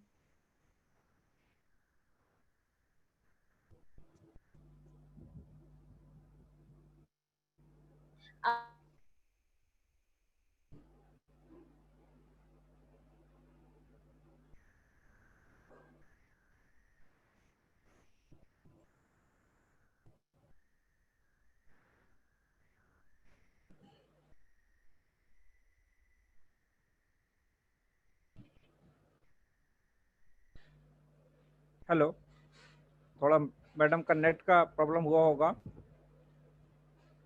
आज बहुत बेहतरीन जानकारी मैडम ने दी है। उम्मीद करता हूँ सभी लोगों को पसंद आई होगी। जब तक मैडम दोबारा कनेक्ट होती हैं तब तक मैं चाहूँगा, ये बेहतरीन जानकारी, धन्वंतरी ने ये बेहतरीन प्रोडक्ट हमें अवेलेबल कराए हैं। ये प्रोडक्ट जिसने भी आपको यहाँ पे, अगर आप फर्स्ट टाइम आए हैं, जिन्होंने भी यहाँ पे आपको इनवाइट किया है, उन्होंने लिंक भेजा है, उनसे इनकी पूरी जानकारी आप ले सकते हैं। आज ये प्रोडक्ट एज ए ग्लैंस, मतलब आपको सिर्फ एक झलक दिखाई गई है। हर एक प्रोडक्ट कंपनी का बेहतरीन है, जिसकी पूरी डिटेल है, हर एक प्रोडक्ट की अलग पीपीटी है। ये प्रोडक्ट ना सिर्फ हमारे देश के लिए बेहतरीन है, हमारे लिए बेहतरीन है, ना सिर्फ हमारे किसानों के लिए बेहतरीन है, बल्कि उनको एक आय का स्रोत भी देते हैं। तो ये बहुत महत्वपूर्ण है। हम डॉक्टर रमेश पाटिल का मिशन हेल्दी इंडिया और वेल्दी इंडिया, ये दोनों को लेके चल रहे हैं। इस मिशन के तहत जो हमारी मेन जो है हमारे देश के लिए, वो किसान हैं। वो किसान जैविक खेती भी करें और उसके साथ साथ, उस खेती के साथ साथ वो अपना इनकम का सोर्स भी अपना स्टार्ट करें। तो ये सब जो ऑलरेडी डिस्ट्रीब्यूटर हैं, जो ऑलरेडी इस अभियान के साथ जुड़े हुए हैं, वो इन प्रोडक्ट पे बेहतरीन काम कर सकते हैं। उसके अलावा अगर चाहें तो आप जो नए लोग आए हैं, वो लोग सभी लोगों को, जो लोग भी अपने साथ के हैं, उन्हें बता के, या अपने जिन लोगों ने उन्हें इनवाइट किया है उनसे उनका नंबर लेके, मैं मेरठ से रमन शर्मा हूँ। अलग अलग पूरे हिंदुस्तान में हर जगह ये काम हो रहा है, हर स्टेट में धन्वंतरी काम कर रही है, हर स्टेट में ये प्रोडक्ट आपको अवेलेबल हैं। तो आप चाहें तो हर स्टेट के प्रोडक्ट आप ले सकते हैं। तो मैं चाहता हूँ कि मैडम अगर मीटिंग में आ चुकी हैं तो थोड़ा सा लास्ट का तो रह गया था सेशन, आप चाहेंगे अगली बार क्वेश्चन आंसर सेशन भी करेंगे। इसके लिए आपको कहना पड़ेगा, जिन्होंने आपको लिंक दिया कि एक सेशन मैडम का और कराया जाए, तो उसमें क्वेश्चन आंसर सेशन रख दिए जाएंगे सारे, सभी लोगों की जिसमें कोई क्वेरी हो अपनी खेती से रिलेटेड, वो जानकारियाँ, ताकि कोई भी क्वेश्चन उनके माइंड में हो तो वो भी सॉल्व आउट किया जाए।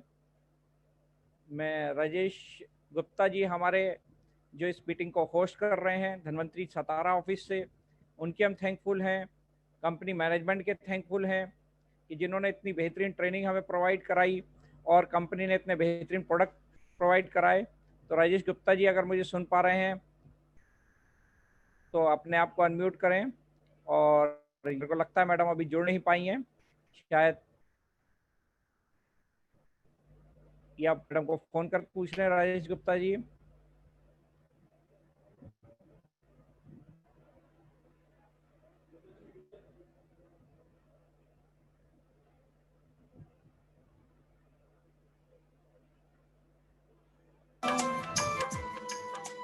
डर निश्चय हो जाएगा।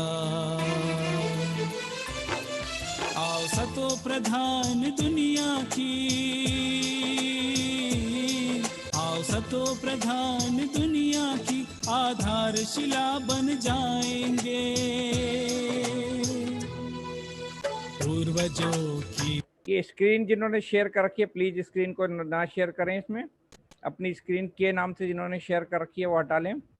परंपरा को फिर से हम अपनाएंगे। जैविक यौगिक खेती कर हम शुद्ध अन्न उपजाएंगे। जैविक यौगिक खेती कर हम शुद्ध अन्न उपजाएंगे।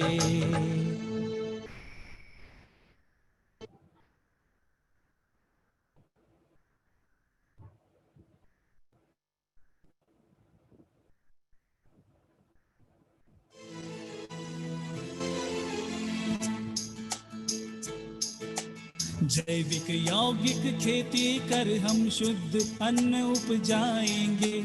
जैविक यौगिक खेती कर हम शुद्ध अन्न उपजाएंगे। पूर्वजों की परंपरा को फिर से हम अपनाएंगे। पूर्वजों की परंपरा को फिर से हम अपनाएंगे। जैविक यौगिक खेती कर हम शुद्ध अन्न उपजाएंगे। पूर्वजों की परंपरा मैडम अगर यहाँ पे उपस्थित हैं, अपना मैं चाहूंगा अगर मैडम हैं हिताक्षी मैडम तो अपने आप को अनम्यूट करें। हेलो,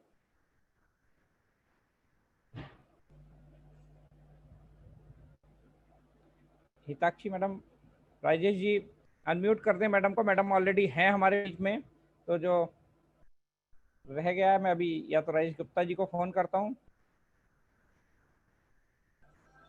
हाँ मैडम आप हैं ऑलरेडी, मैं राजेश गुप्ता जी को फोन करता हूँ।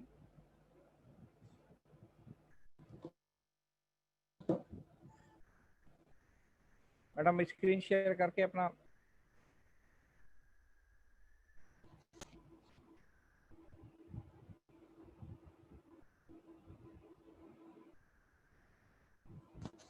Just a minute, Rajesh Gupta जी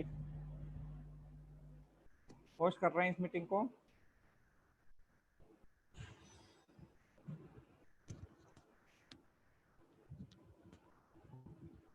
हाँ सर, मैडम को अनम्यूट कर दीजिए, मैडम म्यूट है अभी। अच्छा मैं बात कर रहा था, ठीक है ओके। एक्चुअल में वहाँ पे इंटरनेट गया हुआ है सतारा ऑफिस में, इसलिए थोड़ा सा वो हो रहा है। तो मैं जब तक आप लोगों के बीच में हूँ, रमन शर्मा आपका होस्ट मेरठ से। कोई भी किसी भी प्रोडक्ट की अगर रिलेटेड जानकारी लेनी हो, किसी को पीपीटी लेनी हो इस प्रोडक्ट की प्रेजेंटेशन की, मेरा नंबर नोट कर सकते हैं 9319956579। सभी लोग धन्वंतरी से जुड़े हुए हैं, जो नए लोग आए हैं वो अपने लिंक जिन्होंने शेयर करे हैं उनके साथ लिंक जो शेयर हो रखे हैं उनसे अपना बात कर सकते हैं, उनसे कांटेक्ट कर सकते हैं। और नहीं तो मेरा नंबर एक बार फिर मैं रिपीट कर रहा हूँ, सभी लोगों के पास ये पीपीटी भी चली जाएगी 9319956579। नेक्स्ट टाइम जितनी जल्दी, अभी वहाँ पे सतारा ऑफिस में थोड़ा इंटरनेट की प्रॉब्लम है तो इसलिए अभी राजेश जी हमारे साथ जुड़ नहीं पा रहे हैं। शायद मैडम का माइक इसीलिए म्यूट नहीं हो पाया एक बार, क्योंकि वही होस्ट हैं यहाँ पे इस मीटिंग के। राजेश जी थोड़ा सा जस्ट सेकंड, तब तक आप, मैं चाह रहा हूँ अगर ये मीटिंग को कंटिन्यू रखना है तो बहुत अच्छा सॉन्ग है, इसे सुने। पूर्वजों की परंपरा को फिर से हम आगे मैडम, आगे मैडम, कर हम शुद्ध अन्न उपजाएंगे। चलिए मैडम हमारे बीच में है। हाँ जी, अनफॉर्चुनेटली प्रॉब्लम के कारण हम लोग नहीं डिस्कशन कर पाए आगे। अभी सर मुझे राजीव जी एक्सेस दे दीजिए, तो बचा कुचा जो रिमेनिंग हमारा स्लाइड है हम लोग वाइंड अप करें। ज्यादा इंफॉर्मेशन नहीं है, बट वो एक जो समरी को हमें फाइनली वाइंड अप मोडिशन पे लाना है, वो ही बस बचा हुआ है। तो आप मुझे प्लीज यहाँ से एक्सेस दे दीजिए, सो दैट मैं अपना स्क्रीन शेयर कर पाऊँ, और जो भी आज का इंफॉर्मेशन वाला पार्ट है हम लोग यहाँ पे क्लोज करें। और अभी देखिए रमन सर ने जैसा कि आप लोगों को बोला, ये तो सिर्फ अभी आप लोगों के फॉर बेसिक इंफॉर्मेशन के लिए, कि जितना ज्यादा से ज्यादा मैं आप लोगों को बता सकती थी अबाउट प्रोडक्ट, ये वो वाला पार्ट था। हम लोग मेक श्योर करेंगे, ये हम ऑलरेडी बाकी की टीम के साथ कर भी चुके हैं, बट क्योंकि अभी रमन सर की टीम के साथ ये फर्स्ट इंटरेक्शन ही है, तो अभी नेक्स्ट सेशन हम लोग कोशिश करेंगे कि जो अभी इस मीटिंग में आप लोगों ने सीखा, डेफिनेटली कुछ ना कुछ क्वेरीज आप लोगों के मन में होंगी, क्योंकि ये बिल्कुल भी संभव नहीं है कि 1 घंटे या 2 घंटे के लेक्चर में सारी की सारी चीजें दिमाग में चली जाए। दैट इज इम्पॉसिबल, हो ही नहीं सकता। वो स्टूडेंट्स के साथ भी नहीं हो सकता। 1-2 घंटे का लेक्चर सुन के कुछ ना कुछ स्किप होता है।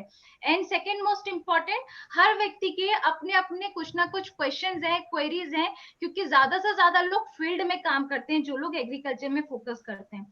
ये तो बात हो गई काम करने वाले लोगों की। दूसरा, हो सकता है आप लोगों का फार्मर का अच्छा ग्रुप हो, या फार्मर के क्वेश्चन आपके पास आते हो जिनके जवाब आपके पास नहीं हो, या कुछ क्वेश्चंस फार्मर आपके थ्रू पूछना चाहते हो, तो आप लोग अपने सारे की सारी क्वेरीज को नोट डाउन करके अपने पास रखिए। नेक्स्ट टाइम हम लोग बहुत जल्दी सिर्फ और सिर्फ आपकी क्वेरी के लिए कलेक्ट होंगे। हम ऑलरेडी गुजरात और एमपी की टीम के साथ ये सेशन कर चुके हैं, जिसमें सिर्फ क्वेश्चनर सेशन था। आपके क्वेश्चंस होंगे और सॉल्यूशन हम लोग आपको देंगे, तो दैट आप लोगों की क्वेरी भी साइमल्टेनियसली रिजॉल्व हो जाए।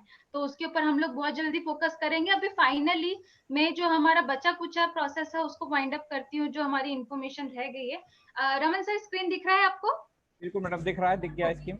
तो देखिए, मैं अभी यहाँ पर आप लोगों को राइजोबियम और निमाटोड में कंफ्यूजन क्लियर कर रही थी। बेसिकली राइजोबियम जो है, हमारी जितनी भी मैंने आपको बताया दलहन तिलहन वाली फसलें हैं, उसके अंदर काम करता है। राइजोबियम का काम क्या है?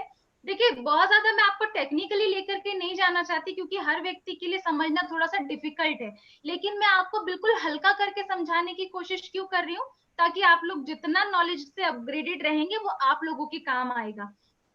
तो राइजोबियम बेसिकली हवा से या प्राकृतिक नाइट्रोजन को जमीन से लेकर, हवा से लेकर के पौधे को भोजन के रूप में प्रोवाइड करता है, बना करके रखता है। और जितने ज्यादा राइजोबियम के नोड्स डेवलप होते हैं, जितने ज्यादा ये गिठाने बनती है, उससे आकलन लगाया जाता है कि पौधा कितना स्वस्थ है या फसल में वाकई में कितना अच्छा काम हुआ है। लेकिन डिफरेंस क्या आ जाता है, कुछ जगह पे अंडरस्टैंड नहीं किया जा सकता कि निमाटोड्स क्या है और राइजोबियम क्या है। तो सिंपल सा राइजोबियम को समझने का अंतर है, जब भी आपको पौधे की जड़ पे ये गिठाने दिखे, आप उन गिठानों को जैसे ही स्क्वीज करेंगे, हल्का सा मसलेंगे, उसमें से पिंक कलर का पल्प निकलता है, पिंक कलर का जूस निकलेगा, दैट मीन्स वो राइजोबियम है। जब फसल पूरी तरीके से डेवलप हो जाती है, पक जाने की कंडीशन में आ जाती है, तब वो पिंक कलर का कलर ग्रीन में कन्वर्ट हो जाता है। ये तो बात थी राइजोबियम की। लेकिन अगर निमाटोड जो है, बेसिकली ये एक प्रकार की बीमारी है जिसको हम पौधों का कैंसर भी बोलते हैं। इस बीमारी के अंदर क्या होता है, जो भी सूत्रकृमि है वो पौधे की जड़ के अंदर एंट्री लेके और वहां पे अपनी प्रजाति को फैलाने का काम करते हैं। वहीं पे अंडे देख करके फिर बच्चे डेवलप होंगे, तो पर्टिकुलर एरिया में जड़ की गिठाने जो है, गिठाने बन जाती है। तो ये बेसिक डिफरेंस है राइजोबियम में और निमाटोड्स में, जो आपको कैसे पहचानना मैंने यहाँ पे क्लियर किया है। अभी हम बात करते हैं हमारी अपकमिंग फसल, जैसा कि धान। मैक्सिमम बेल्ट अभी धान का ही कवर अप होने वाला है, चाहे मैं यूपी की बात करूं, चाहे मैं हमारे रायपुर छत्तीसगढ़ की बात करूं, चाहे मैं एमपी की बात करूं, धान का सबसे ज्यादा फोकस होगा।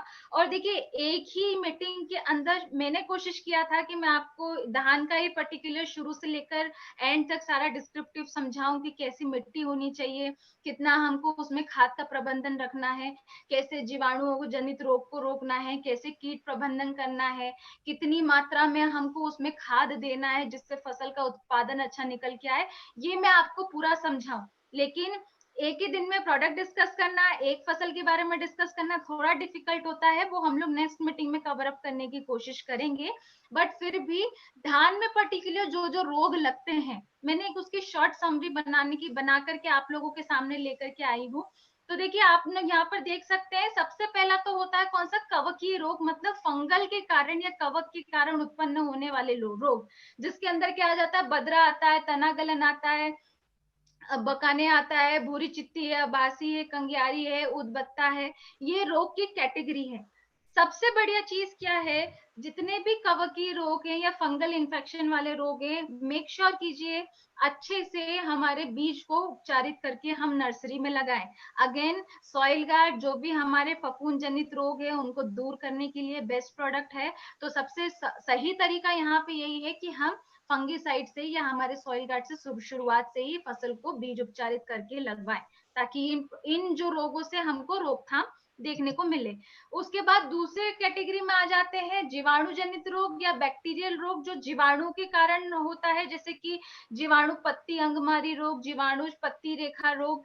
बेसिकली जो बैक्टीरियल इन्फेक्शन फैलता है, जैसे सपोज अगर जमीन के अंदर कुछ बैक्टीरियल डिजीज रह गई और वो बाद में उसका इम्पैक्ट हमारी फसल के अंदर देखने को मिलता है, तो उसके कारण ये रोग पैदा होते हैं। फिर तीसरी कैटेगरी आ जाती है आपकी वायरस रोग। बेसिकली क्या कि हम क्या करते हैं, कई जगह पे फसल के बीच में गैप नहीं होता है, मतलब क्या, सिंपल शब्दों में आपको बताऊं, कुछ लोग कंटिन्यूशन में, जैसे धान के बाद जो स्टैंडर्ड फसल है वही हम उसको फॉलो कर रहे होते हैं, तो वैसे स्थिति में वायरस का अटैक होता है या दूसरी डिजीज का अटैक होता है।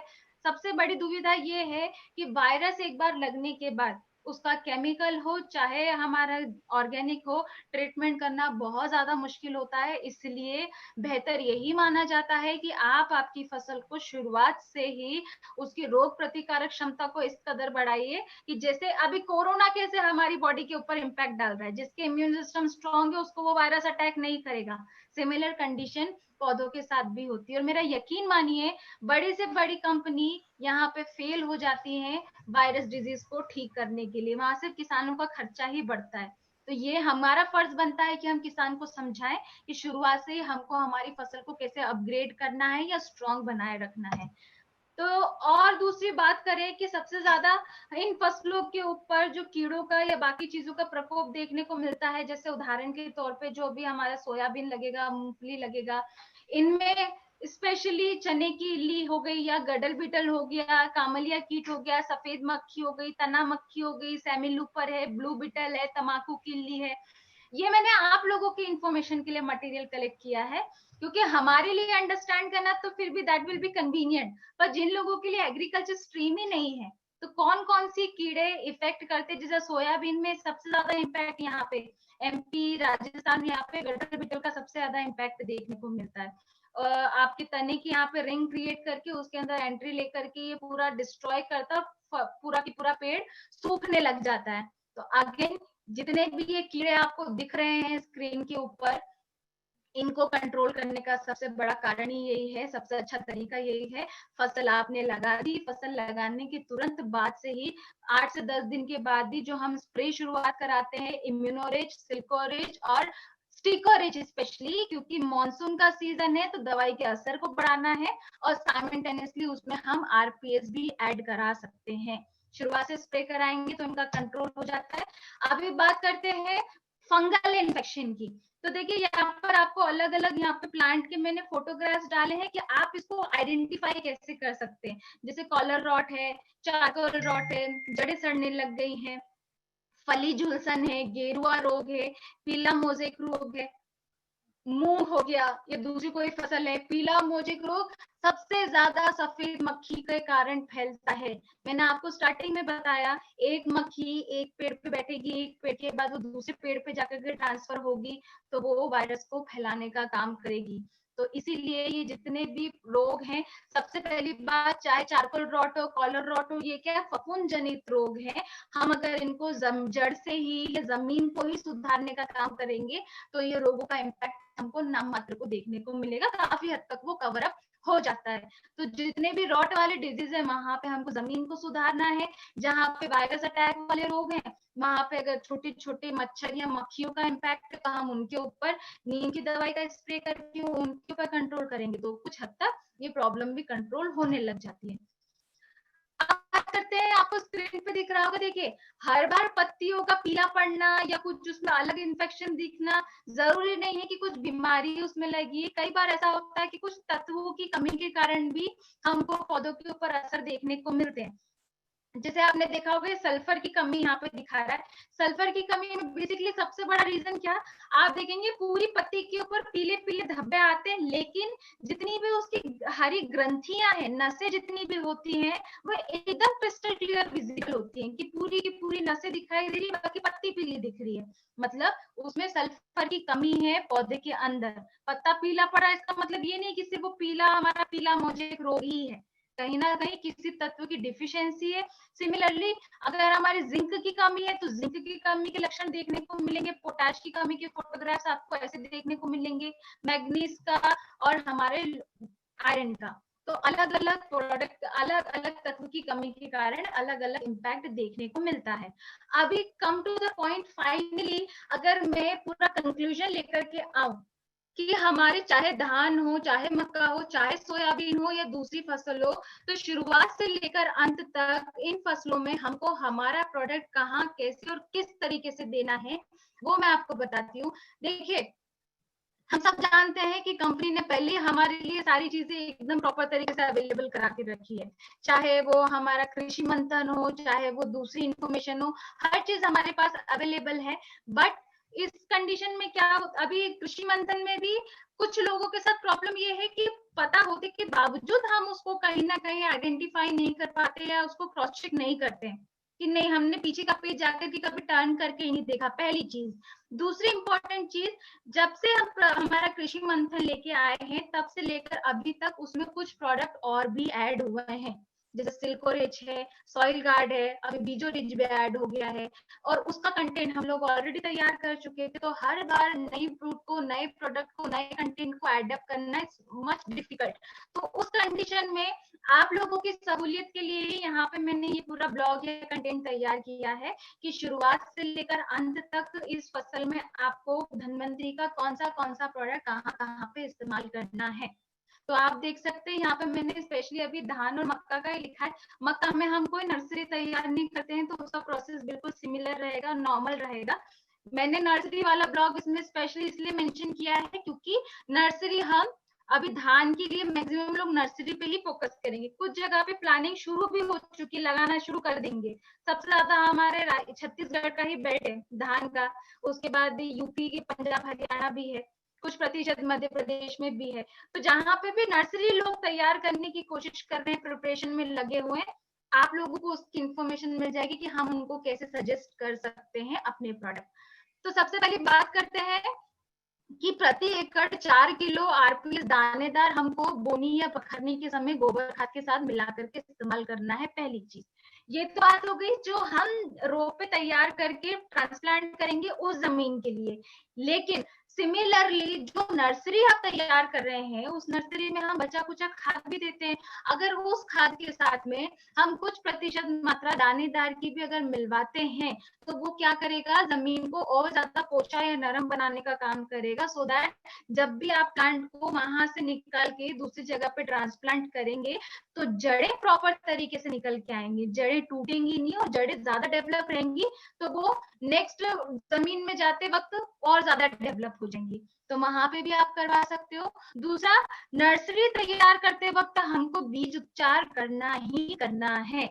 बीज उपचार करने के पहले नमक के पानी में घोल बना करके बीज का आकलन काफी हद तक किसान कर लेते हैं। जो किसान कर रहे हैं अच्छी बात है, वो करना जरूरी है। जो नहीं कर रहे हैं उनको आप लोग इन्फॉर्मेशन दीजिए। इस मीटिंग में जो किसान है, मेरा उनसे भी निवेदन है, बीज का आकलन आप स्वयं करें। अगर आप हाइब्रिड बीज लेकर के आ रहे हैं तो भी, अगर आप घर का बीज इस्तेमाल कर रहे हैं तो भी। अब यहाँ पे देखिए दो कंडीशन है।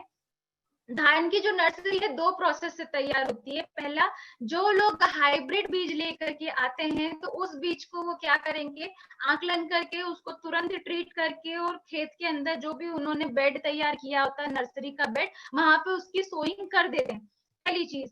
दूसरी चीज, जो लोग घर का ही बीज इस्तेमाल कर रहे हैं, या कुछ लोगों की पद्धति ये होती है कि उसको बीज को वो टंकी के पानी में डुबो के छोड़ते हैं, फिर टाट के बोरों के अंदर डाल करके 24 से 48 घंटे के लिए अंकुरित होने के लिए छोड़ते हैं कि थोड़ा सा जर्मिनेशन हो जाए, अंकुरण हो जाए, और फिर उस पर अंकुरण के बीज को निकाल के थोड़ी देर के लिए छांव में सुखाते हैं, फिर उसकी सोइंग करते हैं। तो अब यहाँ पे दोनों प्रोसेस में बीज उपचार की जो प्रक्रिया है उसको आप लोग ध्यान से समझिए। देखिए, अगर नॉर्मल हाइब्रिड बीज लेकर के व्यक्ति आया है, उसको उसने आकलन किया पानी के, नमक के पानी में, उसके बाद उसको प्रति किलो के हिसाब से 5 से 10 ml उसमें सॉइल गार्ड मिलाया, उसमें 10 ml पानी मिलाया, उससे उपचारित करके 2 घंटे के लिए उसने उसको सुखाया, फिर 2 घंटे के बाद उसको बीजो रिच की 250 ml की बोतल और उसमें 50 से 100 ml आरपीएस लिक्विड, ये दोनों मिक्स करके हमको इससे उपचारित करना है, 15 से 20 मिनट के लिए छांव में सुखाना है, देन तुरंत सोइंग करवा देनी है। ये था पहला प्रोसेस। अब जहां पे अगर कोई व्यक्ति अंकुरण करके बोनी कर रहा है, तो आप उसको क्या बोलिए, जो उसका इंटायर प्रोसेस है वो सिमिलर रहने दीजिए। जो बीज उसने बोरी के अंदर डाल करके अंकुरित कर लिया, उस बीज को वो बाहर निकाल करके सुखाएगा। तो उस बीज को अंकुरित जो किया हुआ है उसको हाथ से ट्रीट मत करवाइए, क्योंकि अगर हाथ से ट्रीट करेंगे तो जर्मिनेशन किया हुआ बीज काफी हद तक डिस्ट्रॉय होने के चांसेस होते हैं।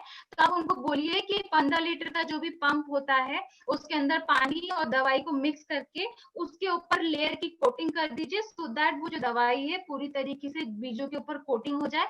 फिर उनको सूखने के लिए छांव में छोड़िए, उसके बाद उसको सोइंग करवा दीजिए, तो उसके भी रिजल्ट हमको प्रॉपर देखने को मिल जाएंगे। दोनों पद्धति में काम करने का तरीका अलग है, जो मैंने आपको बता दिया।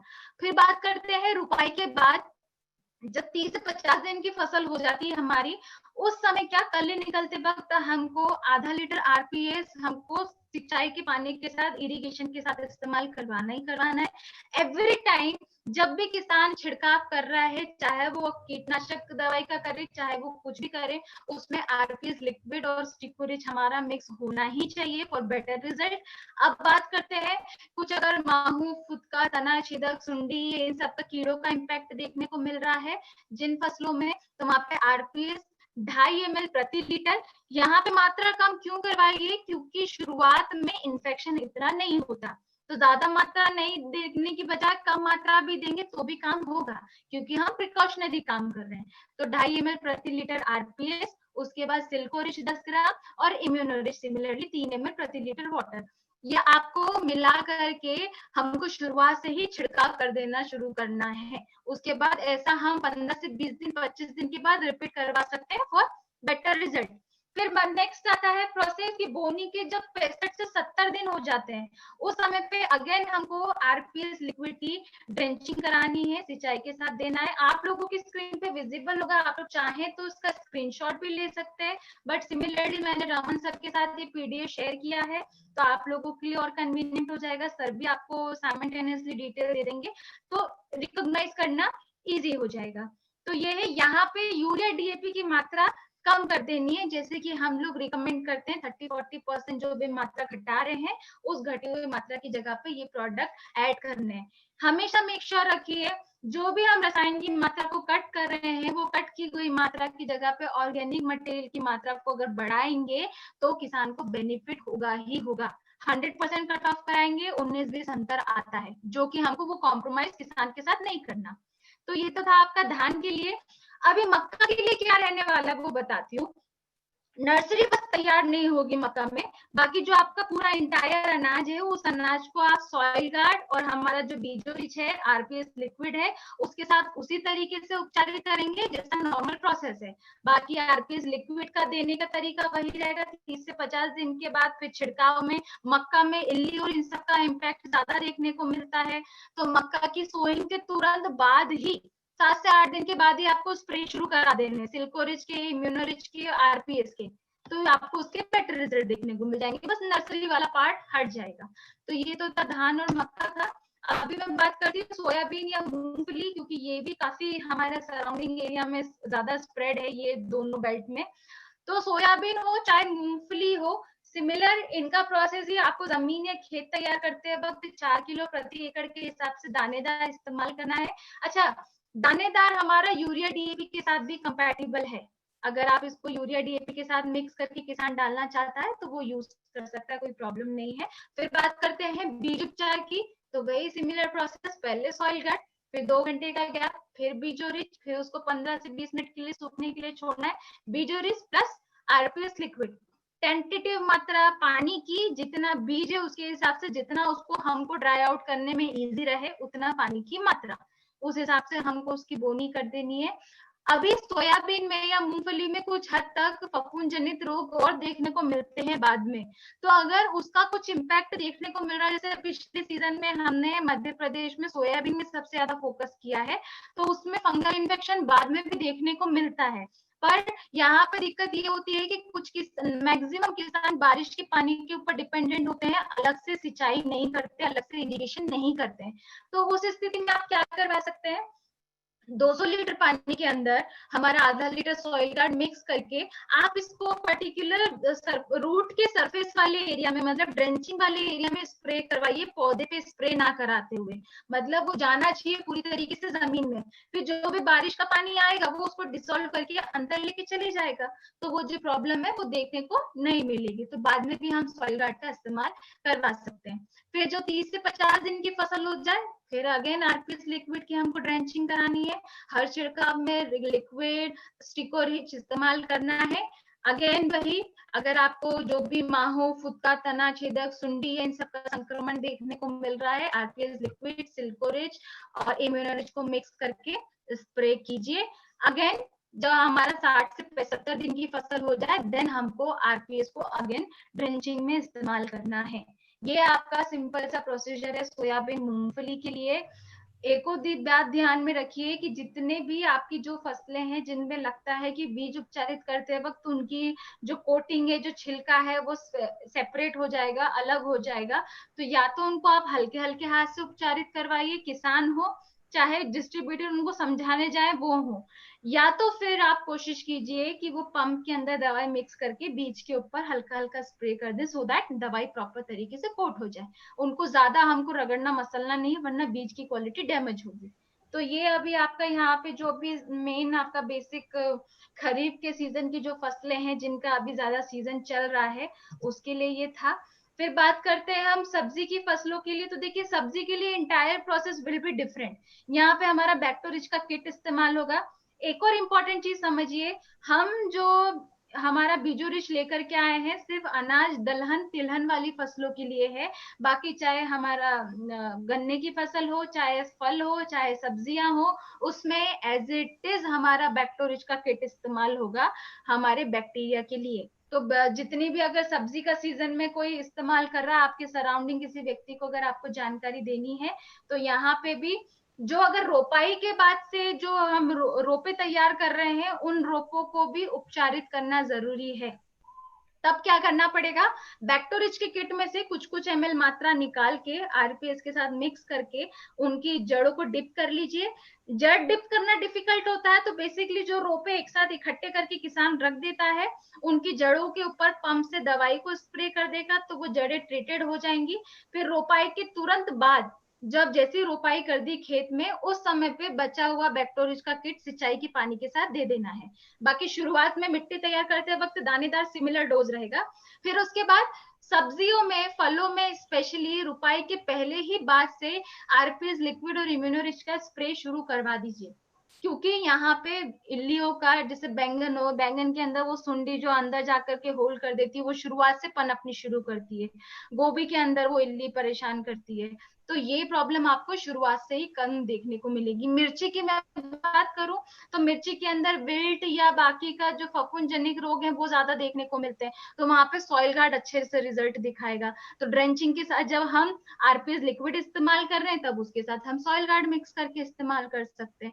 तो ये इसका सिंपल प्रोसेस है। दूसरा, छोटे छोटे कीड़ों को, मक्खी या छोटे छोटे रस चूसने वाले कीड़ों को कंट्रोल करने के लिए सिंपली हम लोग ट्रैप्स भी इस्तेमाल कर सकते हैं। बाकी के सारे कीड़ों के लिए इम्यूनोरिच, सिल्कोरिच और आरपीएस लिक्विड को मिक्स करके रेगुलरली स्प्रे करना है। और फॉर बेटर रिजल्ट हमको समय समय पे इसकी ड्रेंचिंग भी करवाना है। किसकी, आरपीएस लिक्विड की।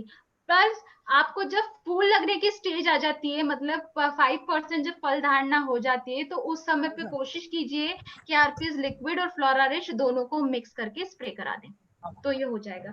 ये आज अभी आपका यहाँ पे फाइनली सब चीजें वाइंड अप होती है ये, और सारी चीजें देखिए, मैंने जैसा कि आपको बोला कि बहुत ज्यादा डिस्क्रिप्टिव वे में मीटिंग में अंडरस्टैंड करना थोड़ा सा डिफिकल्ट होता है। आई एम श्योर आप लोगों के मन में बहुत सारे क्वेश्चंस होंगे, तो ये मैं कंपनी का नंबर ही आप लोगों के साथ शेयर कर रही हूँ। ये नंबर आप लोगों की ही क्वेरी रिजॉल्व करने के लिए कंपनी ने प्रोवाइड किया है। तो आज की मीटिंग से या आपके मन में कोई प्रश्न है, आप ज्यादा से ज्यादा जो क्वेश्चन है अपने सवाल बना करके मुझे व्हाट्सएप कीजिए। कॉल करने से ज्यादा व्हाट्सएप कीजिए, क्योंकि व्हाट्सएप इजी होता है, सो दैट आपके जो नेक्स्ट मीटिंग हम रखने वाले हैं, जो क्वेश्चनिंग सेशन रहेगा जिसमें आपके सवालों के आपको जवाब मिलेंगे, आपके क्वेश्चन मेरे पास रहेंगे, तो मैं आप ही का क्वेश्चन रिपीट करके आपको उसको सॉल्यूशन प्रोवाइड करूंगी। और हो सकता है, देखिए, आपका जो क्वेश्चन है, हो सकता है आने वाले 3 या 4 लोगों का सिमिलर क्वेश्चन वो भी हो, तो आपके माध्यम से बाकी लोगों के भी डाउट क्लियर हो जाएंगे। तो ये हम लोग नेक्स्ट मीटिंग में डेफिनेटली करेंगे। आप लोग चाहें तो इसका स्क्रीनशॉट ले लीजिए आप। बाकी अगर जिसके पास नंबर नहीं भी रहे, रमन सर से आप लोग ले सकते हैं। यहाँ पे फाइनली मेरा अभी जो सेशन है वो मैं वाइंड अप करती हूँ। और thank you so much Raman sir. Thank you madam, thank you, And बहुत thank अच्छा you सेशन everyone. रहा।